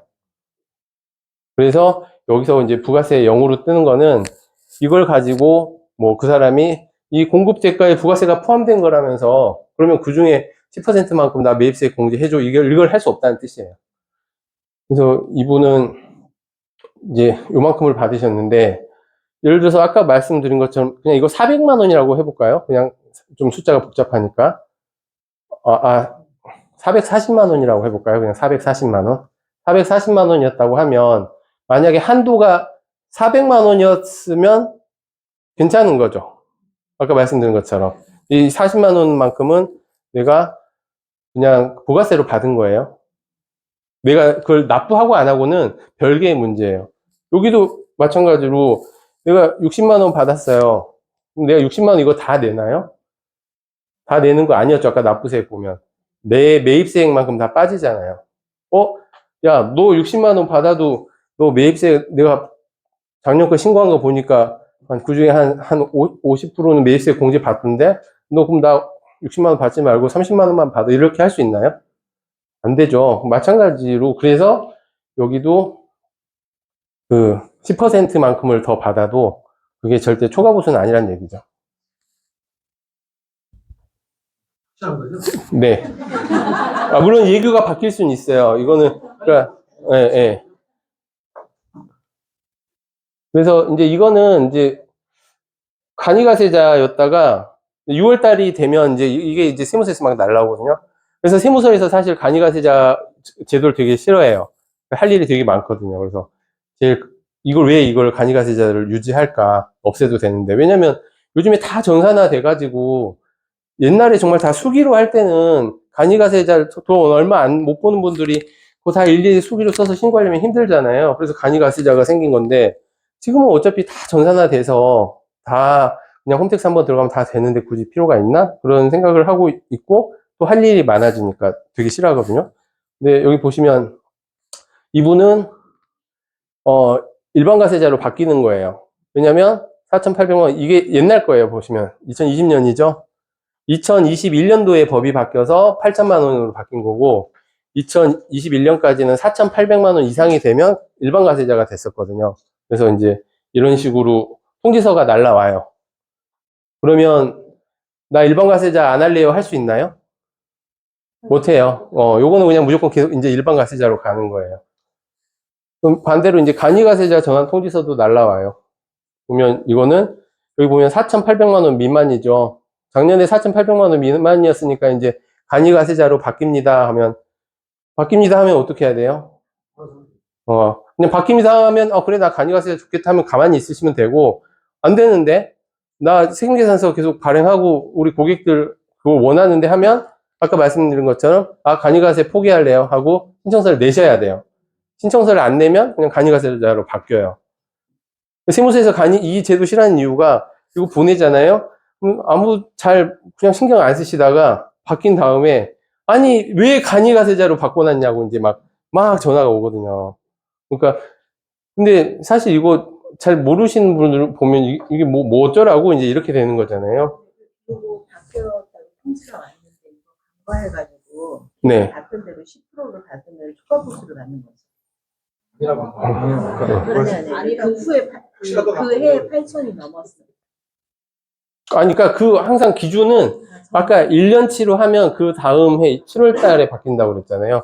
그 1년치에 대한 거를 우리가 언제 할 수 있냐? 1월 달에 신고할 때 알 수 있으니까 그 7월 되기 전까지는 이제 이 사람한테 통지를 할 시간이 필요하잖아요. 그래서 6월 달에 통지가 나와요. 그래서 7월부터 이제 바뀌는 거니까 바뀐다고 해서 이제 바뀐 그 시점부터 적용을 하시면 돼요. 그래서 여기 보시면 밑에 보면 여기 간이가세 포기 신고서 이렇게 있잖아요. 그래서 요걸 내셔야 돼요. 내가 계속 일반 가세자로 해야 된다. 요걸 내셔야 되고, 요거는 이제 요건 최근에 바뀐 것 때문에 간이가세자인데 간이가세자에서 그냥 세금계산서를 발급 가능한 간이가세자로 바뀔 때도 이렇게 통지서가 나와요. 사업자 등록증이 변경되거든요. 사업자 등록증이 간이가세자하고 옆에 세금계산서 발급 사업자 이렇게 예, 사업자 등록증 자체 사업자 번호는 안 바뀌는데 그 표기가 바뀌면서 바뀌어요. 이렇게 바뀌어야만 세금계산서 발행을 할 수 있어요. 이 사업자가 아니고 아까 4,800 미만 사업자는 상대방이 세금계산서 발행해 주세요 해도 나는 발행을 할 수가 없어요. 이 조건일 때만 발행이 되는 거죠. 이분도 예를 들어서 일반 가세자로 계속 하고 싶으면 간이가세 포기 신고하시면 돼요. 요거 이제 제가 한번 세액 비교해 본 건데 시간이 많이 없어서 그냥 간단하게 언능 설명을 드려보면 여기는 일반 가세자 유형 1개, 2개, 간이가세 1개 같은 조건이에요. 똑같이 4,400이면 이 사람은 매입 300 받고 납부세액 100에서 신용카드 발행세액 공제 4,400에 1.3% 하면 납부세액이 43만 원 나와요. 근데 만약에 매입액이 뭐 내가 처음 시작하면서 인테리어 했어 뭐 이러면 돈 많이 들어가잖아요. 그래서 내가 번 돈보다 매입이 더 많을 수도 있어요. 그러면 내가 매입세액이 500이니까 납부세액은 100 환급받는 거예요. 내가 세무서에서 100만 원만큼 환급받을 수 있어요. 그런데 환급받는 경우에는 발행세액 공제 이건 당연히 안 해줘요. 이 공제라는 거는 내가 낼 돈이 있을 때만 해주는 거라서 안 해주면 난 100만 원만큼 환급을 받아요. 간이가세자가 예를 들어서 매출액이 4,400인데 매입액이 3,300이든 5,500이든 상관없이 우리는 매출액만큼만 해주는 거죠. 매출액에 대해서만 납부세액이 4% 해주는 거니까 4% 해주고, 근데 아까 4,800 이하는 납부세액을 면제해 준다고 그랬잖아요. 그러니까 여기는 4,800이 안 되니까 어차피 세금은 낼 세금은 0이에요. 실제로 낼 세금은 납부세액은 176만 원으로 계산이 되지만 낼 세금은 0이니까 뭐 신용카드 발행세액 공제 해줄 것도 없겠죠. 이번에 이제 조금 액수를 높여 볼게요. 이번에 이제 7,700짜리 만들어 봤어요. 똑같이 매입은 3,500이라고 보면 여기는 납부세액이 400인데 신용카드 발행세액 공제 7,700에 1.3% 하면 대략 한 100만 원 정도 나와요. 그럼 이 사람은 이제 한 300만 원 정도 내겠죠. 만약에 내가 아까 뭐 인테리어 이런 거 좀 많이 해가지고 한 5,000 나왔어. 그러면 똑같이 이제 100만 원만큼 신용카드 발행세액 공제 매출액이 같으니까 해주면 이 사람은 이제 세금 100만 원 내겠죠. 근데 이제 이번에 간이가세자 한번 볼게요. 7,700인데 뭐 매입세액은 이건 상관이 없죠. 일단 납부세액 계산할 때는 아무 상관이 없으니까 7,700에 대해서 4% 해주면 납부세액이 308만 원. 근데 이게 4,800 이하면 이걸 다 안 내도 되지만 4,800이 넘어가니까 요걸 내야 되는데 신용카드 발행세액 공제 100만 원 받고 이제 매입세액 공제 세금계산서 요거 다 세금계산서 받은 거라고 볼게요. 그러면 그거에 대해서 한 17만 원 받으면 얘는 이제 한 191만 원 정도 되죠. 얘보다는 좀 덜 내죠. 같은 조건일 때. 근데 만약에 매입세액이 높을 때는 308만 원에서 신용카드 발행세액 공제 100만 원, 매입이 조금 높으니까 요게 한 10만 원만큼 더 늘었네요. 그래서 한 180만 원만큼 내요. 그러면 분명히 간이가세자가 훨씬 더 유리하다고 들었는데 매입세액이 이렇게 많을 때 보면 얘는 일반 가세자는 100만 원 낼 때 간이가세자는 180만 원 더 많이 내는 경우도 있어요. 그래서 간이가세자가 무조건 유리해 이렇게 말할 수 없다는 게 이제 이걸 보시면 알 수 있어요. 그래서 이제 혹시 개업하실 분들은 우리가 매출을 알 수가 없잖아요. 근데 매입은 대략 알 수 있잖아요. 매입은 내가 사무실을 차리면 임대료가 얼마짜리 정도에 나 사무실 차릴 거야. 나 쓰면 내가 인테리어 비용은 얼마 정도 쓸 것 같아. 그러면 내가 이제 이 매입액을 알고 있으면 그러면 근데 내가 올 1년에 한 얼마나 매출을 올릴 수 있을까? 이제 자기가 한번 예상을 해보고 그 매출액이 꽤 크다. 근데 매입액하고 이렇게 봤을 때, 매입액이 내가 매출액보다 매입액이 훨씬 많을 것 같은데, 그러면 차라리 처음엔 일반 가세조라고 갔다가, 그래서 이제 매입세액 공제 받고, 나중에 이제 매출이 낮아지면 그때 1억 4백으로 이제 바뀌니까, 다시 간이가세자로 바뀔 때 간이가세자로 가셔도 되고. 요거는 그래서 이제 한번 시작하실 때, 간이가 나을까, 일반이 나을까 한번, 이제 세금 면에서도 한번 생각해 보시면 되고, 그 다음에 상가나 공장이나 이런 건 아까 말씀드린 것처럼, 이제 세금계산서를 많이 발행을 해야 되니까, 일반으로 가셔야 좀 덜 수고스럽겠죠. 상대방하고 거래할 때. 이번에 이제 부동산 거래할 때 부가가치세인데, 이게 생각보다 좀 오래 걸려서 이제 좀 빨리 할게요. 여기서부터는 이제 제가 주로 이제 동기님들이 저한테 전화해서 물어보고 했던 것들을 좀 이제 했던 건데, 간략하게 한번 쭉 훑어보고 가는 정도로만 하시고, 다음에 한번 이 부분에 대해서 한번 좀 더 한번 깊이 한번 시간을 한번 만들어 볼게요.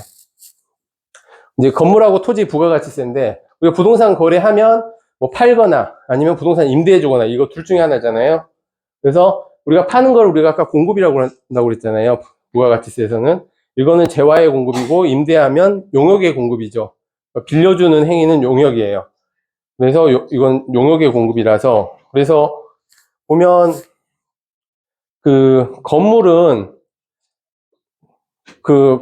과세, 임대하거나 공급하거나 건물은 기본적으로 과세예요. 건물은 기본적으로 과세고, 토지는 아까 우리가 면세라고 그랬잖아요. 공급하는 거는. 근데 토지를 빌려주는 거는 용역이에요. 토지라는 재화를 주는 게 아니고 토지를 쓸 수 있게끔 해주는 그 용역이거든요. 그래서 건물이든 토지든 그런 빌려줘서 쓰게끔 해주는 용역이라서 이렇게 둘 다 원칙은 이렇게 과세인 거예요. 과세. 토지를 빌려주는 거는 원칙은 과세인데, 다만 이 우리가 주택이라는 건 사람이 살면서 꼭 필요한 거잖아요. 그래서 주택에 대해서만 약간의 예외적인 상황을 만들어 가지고, 주택에 해당하는 건물은 면세, 주택에 해당하는 토지, 그러니까 그 토지 중에 주택에 딸린 토지까지는 그걸 임대해 주는 건 다 면세예요. 그래서 요거 때문에 조금 헷갈릴 수가 있어서, 그래서 주택 관련된 임대만 면세가 되는 거고, 토지는 기본적으로 임대해 주는 건 과세다. 그리고 요거는 이제 법에서 요거는 아예 그냥 과세 제외라고, 뭐 전답, 과수원 이렇게 우리 농사 관련된 땅들은 이건 빌려주고 이런 것도 다 그냥 부가세하고 아무 상관없어. 그냥 너네 빠져. 그냥 이렇게 된 거예요. 그래서 기본적으로 이렇게 돼 있고, 그 다음에 건물 중에서도 국민주택 규모만 요것만 또 면세를 해줘요. 그러니까 주택에 대해서 지금 굉장히 많은 혜택을 주고 있는 거예요. 국민주택 규모가 85제곱미터잖아요. 그래서 85제곱미터 이하의 건물을 분양을 하면 면세인데, 요게 너무 큰 건물들 있잖아요. 그래서 아마 분양 이렇게 팜플릿 같은 거 보시면, 우리가 대형 평수 보시면 부가세가 다 붙어 있어요. 그리고 우리 소위 말하는 우리가 기본적으로 쓰는 30평대 요 주택들 이하로는 부가세가 안 붙어 있어요. 그게 요것 때문에 국민주택 규모 이하만 면세를 하게끔 해준 규정 때문에 그래요. 그리고 아까 이제 주택이 우리가 면세가 된다고 했는데, 우리가 소위 상가주택이라고 하잖아요. 주택하고 밑에 상가하고 막 같이 있는 거. 요거를 임대해 줬을 때는 그럼 어떻게 할 거냐.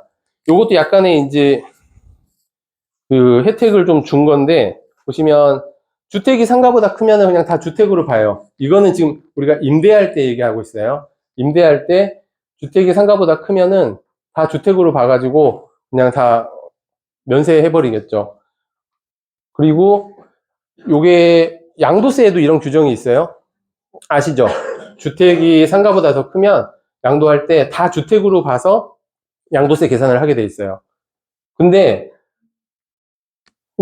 부가세에서 이거 임대 말고 주택을 양도했다, 이런 상가주택을 양도했다, 그러면 주택이 더 크다고 해서 다 주택으로 봐서 비과세 주냐? 그건 아니에요.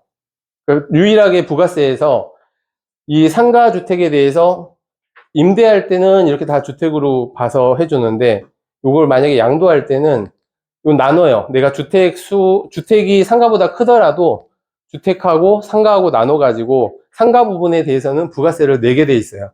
그래서 요걸 되게 많이 헷갈려 하시더라고요. 왜냐면 규정이 다 제각각이어가지고, 그거 헷갈리신 거예요. 양도할 때는 주택이 크면 다 주택으로 보던데, 그럼 부가세도 그렇겠네. 이제 이렇게 헷갈리시는데, 부가세는 그 규정에, 주택이 크면 다 주택으로 본다는 규정이 없어요. 그래서 부가세에서는 그냥 원래 과세제와 면세제와의 비율에 따라서 부가세를 계산하셔야 돼요.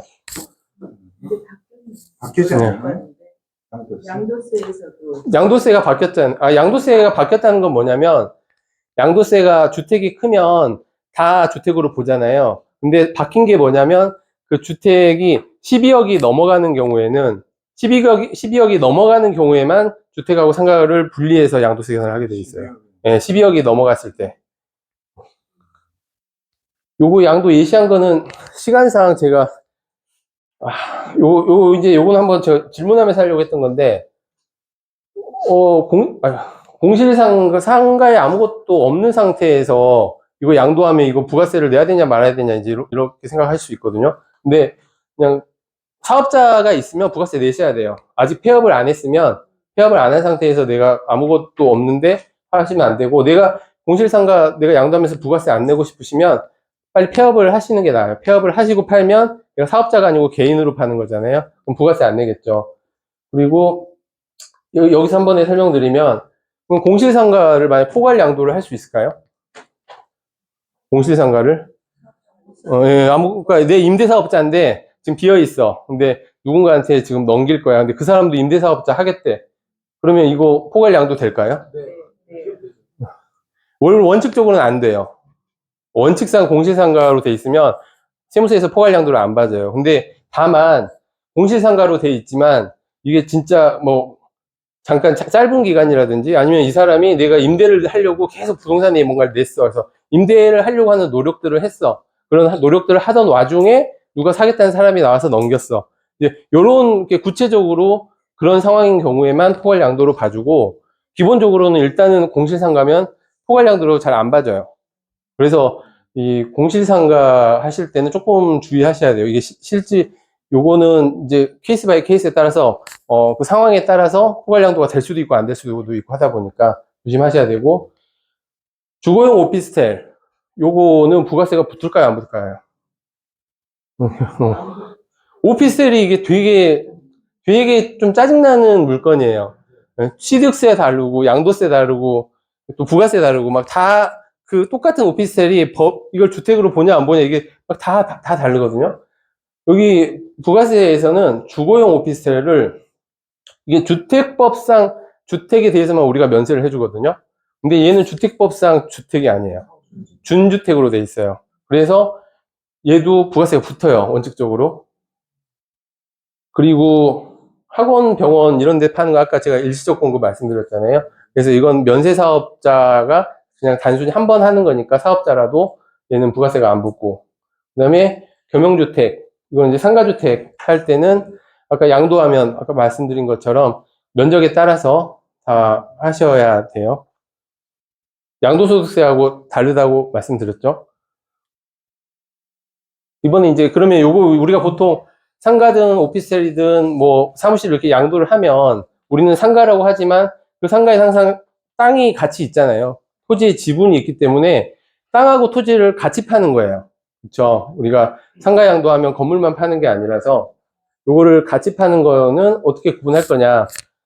당연히 토지는 면세니까 건물만 과세를 해줘야 되는데, 그러면 건물 가격 나눠야 되잖아요. 우리가 계약서 쓸 때 건물 얼마, 토지 얼마 이렇게 나눠줘야만 그 건물에 대해서 부가세 신고를 할 수가 있잖아요. 그러면 원칙이 뭐냐면 사업자가 그 토지와 그 토지에 장착된 건물 또는 구축물 등을 함께 공급하는 경우에는 실지거래가액을 공급가격으로 한다 이렇게 돼 있어요. 실지거래가액이 뭐예요? 내가 그 사람한테 실제로 파는 가격. 그러면 내가 거기다가 쓰기만 하면, 그러니까 한 7, 8년 전까지만 해도 그냥 거기에다가 내가 뭐 하나를 뭐 10억에 판다. 근데 나는 건물 2억, 토지 8억 이렇게 써놓으면 그 다 인정을 해줬어요. 그러면 어떤 문제가 생기냐면, 실제로는 건물이 한 5억, 토지 5억짜리인데 그냥 건물 1억, 토지 9억 이렇게 해서 그냥 부가세 1,000만 원만 내고 끝내버리려고 하는 사람들이 있겠죠. 자꾸 그런 경우가 생겨서 이제 요거는 이제 요 규정이 새로 생긴 건데, 기준시가를 계산을 해서 건물하고 토지하고 기준시가를 계산해서 그 금액하고 30% 이상 차이가 나버리면 내가 거기에다가 얼마를 써놨든지 간에 이 기준시가로 계산된 그 건물 가격을 공급가액으로 봐요. 그러니까 아까 내가 5억 5억짜리인데 기준시가로 계산하면 5억 5억인데 내가 1억 9억 이렇게 적어 놓으면 그냥 5억으로 봐서 내가 1억에 대한 1,000만 원만 세금을 냈으면 나중에 세무서에서 아닌데 5억짜리인데 4천만 원 더 내세요. 이렇게 나오는 거예요.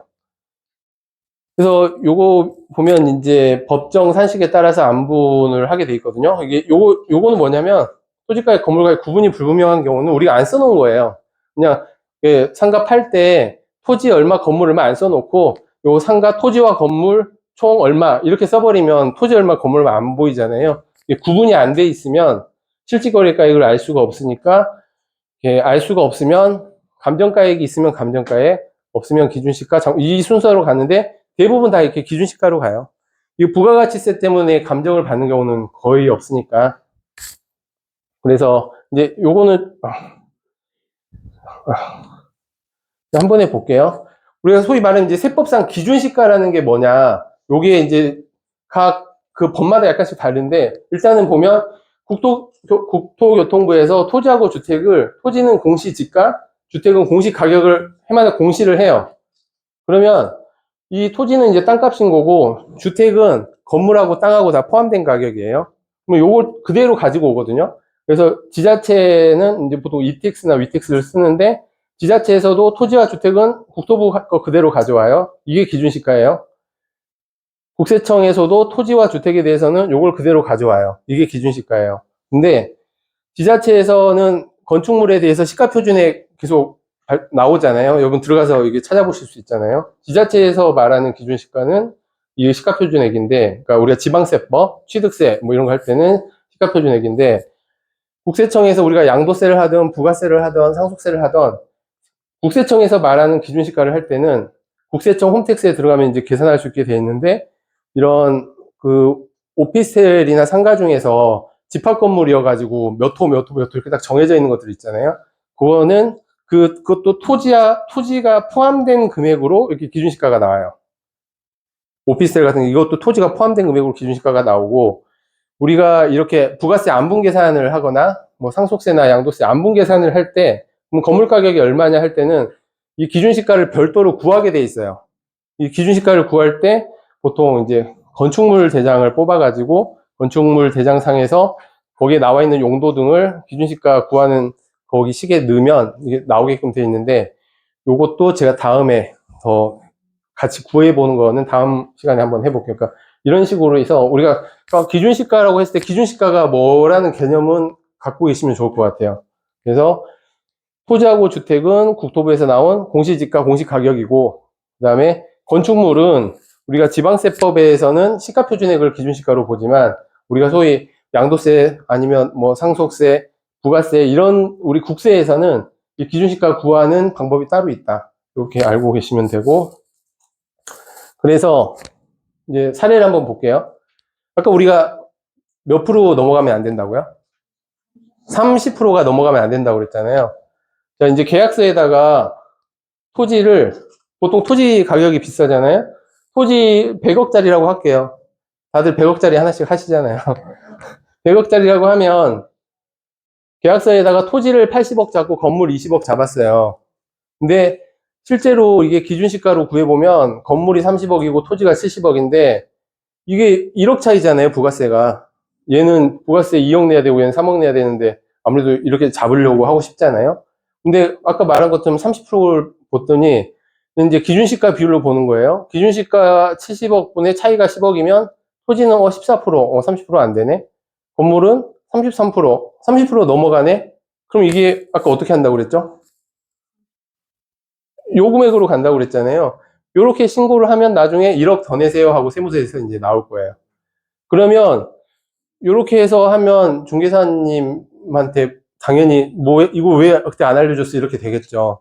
그러니까 항상 이렇게 건물 파실 때는 확인을 하셔야 돼요. 이게 기준시가 30% 넘어가는지 안 넘어가는지 실질 거래가액 확인을 하셔야 되는데, 직접 하실 수도 있고 아니면 세무사님한테 맡기셔도 되고, 액수가 작으면 직접 하셔도 되고, 이렇게 100억짜리 되면 괜히 내가 이거 계산 잘못했다가 문제 생기면 큰일 나잖아요. 그러면 세무사님한테 맡기시는 게 좋을 것 같아요. 그래서 이제 그러면 이건 어떤 방법이 좋냐면 30%만 안 넘어가면 된다고 그랬잖아요. 21억이었으면 괜찮죠. 우리가 굳이 30억 쓸 필요가 없잖아요. 실질거래가액으로 쓰면 인정해 준다고 했잖아요. 근데 실질거래가액인데 30%만 안 넘으면 인정을 해 주니까 부가세를 조금 내려면 한 21억은 좀 불안하잖아요. 30% 너무 딱 맞추면 한 23억? 22억도 좀 보면 한 23억 정도에 해서 넣어 놓으면 문제는 없겠죠.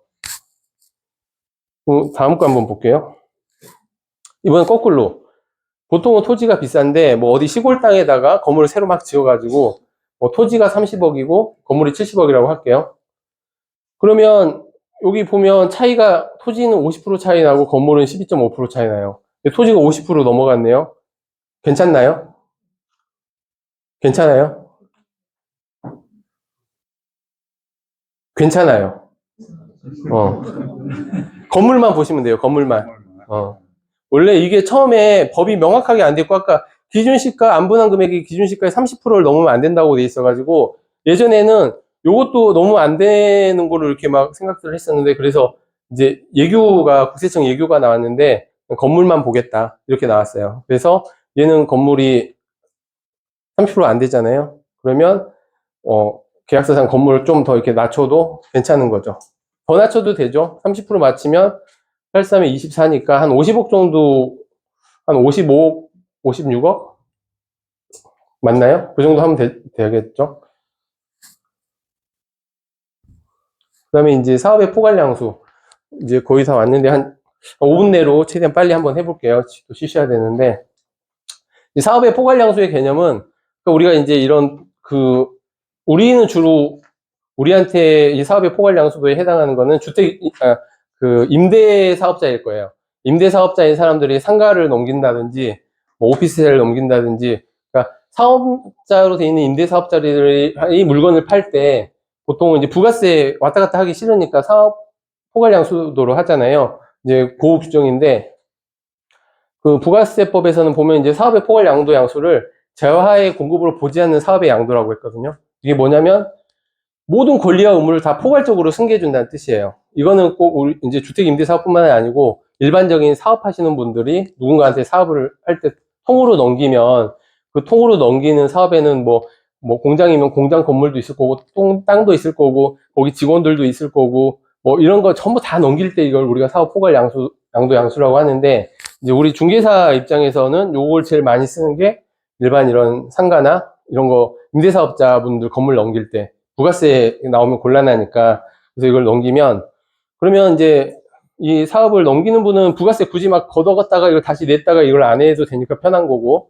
그 다음에 이거 사는 사람 입장에서는 내가 이 돈을 어차피 돌려받을지라도 한번 냈다가 돌려받을 때까지 텀이 있잖아요. 그럼 예를 들어서 내가 10억짜리 건물을 사는데 거기 임대보증금이 한 7억 정도 되고 내가 한 3억 정도는 대출이 돼. 그래서 여기 살려고 했는데 부가세가 3억에 한 3천만 원 정도 더 내야 된다고 하면 3천만 원을 어디서 막 구해야 되잖아요.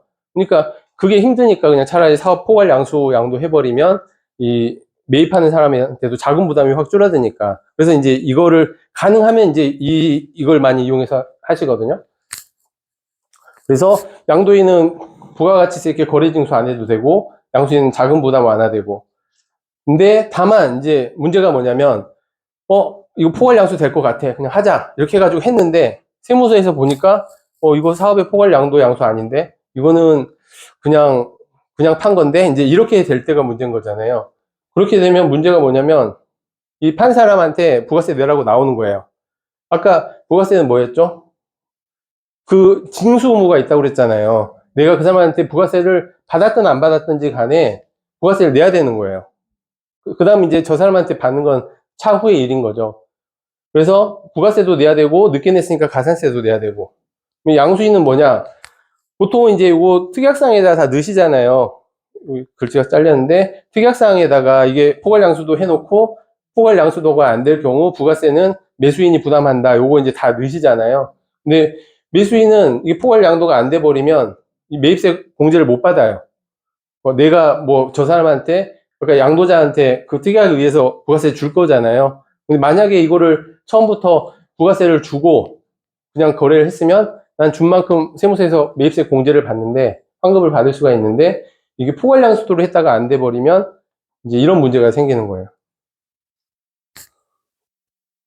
그러면 이제 이 사업의 포괄량도 할 때 이것도 중요해요. 사업자가 사고 파는 사업자가 누구냐도 중요해요.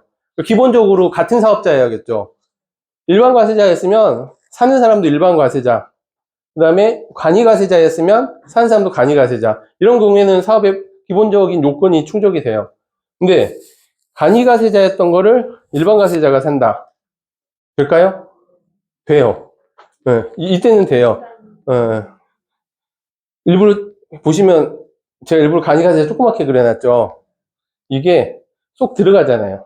요 사이즈로 들어가죠. 일반 과세자보다 간이 과세자가 훨씬 더 작은 사이즈잖아요. 그래서 간이 과세자 거를 넘길 때는 돼요.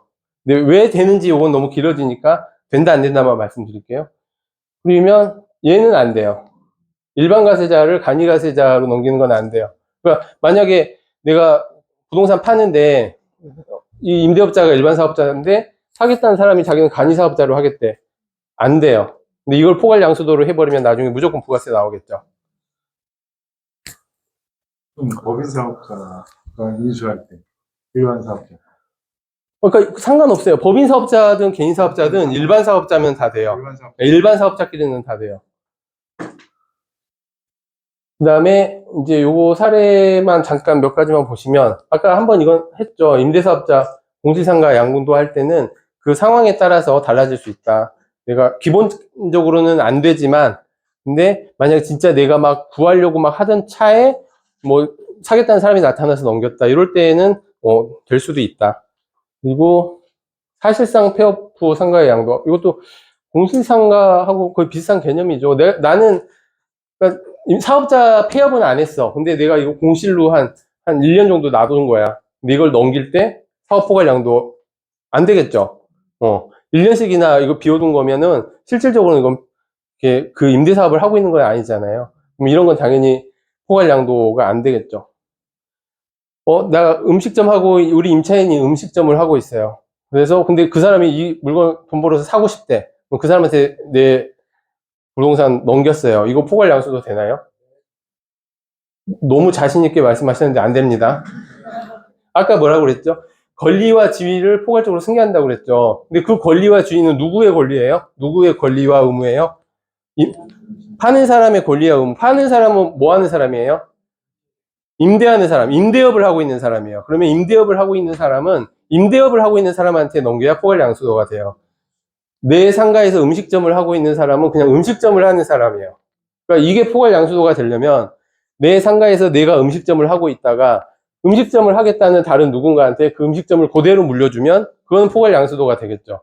근데 내가 그냥 나는 임대인이고 음식점 하는 임차인이 내 물건을 산다고 하면 이건 당연히 내 지위와 권리를 승계한 게 아니잖아요. 그럼 이건 포괄 양수도가 안 돼요.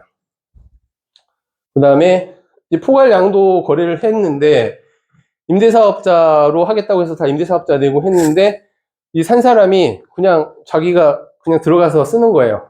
임대사업자로 B라는 사람이 나도 임대사업 할게요 하고 해서 포괄 양수도로 넘겼는데 이 사람이 그냥 직접 써버리는 거예요.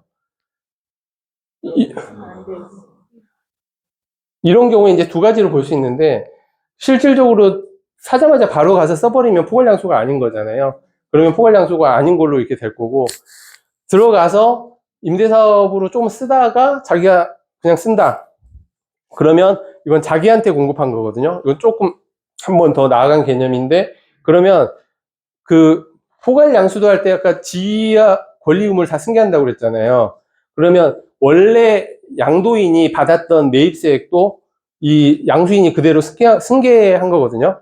예를 들어서 그 양도인이 내가 건물 산 그 매입세액으로 1억을 환급을 받았어요. 그러면 그 1억에 대해서 나도 승계를 한 거예요. 근데 이 매입세액은 시간이 지날수록 줄어들어요. 어떤 의미냐면 10년을 보는 거기 때문에 6개월에 한 5%씩 줄어들어서 내가 1억을 매입세액 공제를 받았는데 한 5년 있다가 내가 그냥 폐업을 했어. 그러면 난 1억을 받았으면 1억만큼을 다 하려면 10년을 썼어야 되는데 5년만 쓰고 하면 나머지 1억 중에서 5천만 원만큼은 내가 다시 토해내야 돼요. 근데 그거를 이 양수인이 그대로 승계하는 거예요. 그러니까 내가 뭐 조금 임대 조금 하다가 내가 다시 직접 쓸래 이렇게 돼버리면 나는 매입세 공제 받은 게 없지만 양수인 입장에서 양도인이 옛날에 1억을 받았어. 그래서 한 3년 있다가 이 사람한테 팔았는데 내가 한 2년 있다가 내가 직접 써. 그러면 5년밖에 사용을 안 한 거잖아요. 나는 매입세액을 한 번도 공제받은 적이 없지만 이 양도인이 공제를 받은 거를 자기가 토해내야 되는 거야. 그래서 그것도 확인하셔야 되고, 그 다음에 아까 매매도 마찬가지고, 내가 이걸 팔면 요때는 이제 별도의 문제가 되는 거죠. 내가 팔면 이제 난 양도인이 되는 거니까 그 팔았을 때 그 부가가치세만큼 내는 거지, 그게 내가 토해내는 개념은 아니에요. 이제 별도의 이제 내가 부가가치세를 내는 개념이 되겠어요. 원래 Q&A 시간을 가지려고 했는데 3시간짜리를 제가 한 1시간 50분에 빨리 하려다 보니까 다 맞췄고, 혹시 궁금하신 거 있으면 이따가 뭐 혹시 식사하실 자리거나 아니면 저 명함을 드릴 테니까 그걸로 연락 주시면 될 것 같고, 일요일 날인데도 이렇게 날씨 좋은 날 오셔가지고 이 수업을 듣는 여러분들은 정말 나중에 꼭 100억짜리 하실 거라고 생각합니다. 저희 회장님이 지금 100억짜리 하나를 전속으로 가지고 계신데 여러분들도 하나씩 다 하실 거라고 생각을 하고, 물을 쭉쭉 주다 보면 콩나물이 물은 다 빠지는 것 같아도 쭉쭉 자라잖아요. 여기서 이렇게 와서 한 번씩 들으시면, 사실 듣고 나면 들을 때는 알지만 집에 가면 생각 안 나긴 하거든요. 그래도 이런 기회를 자꾸 가지다 보면 나중에 이게 쌓여서 어느 정도 기억이 남을 거라고 생각을 해요. 긴 시간 들어주셔서 감사하고, 아마 쉬는 시간이 좀 짧을 것 같은데 좀 쉬시고 또 다음 시간 하시기 바랍니다.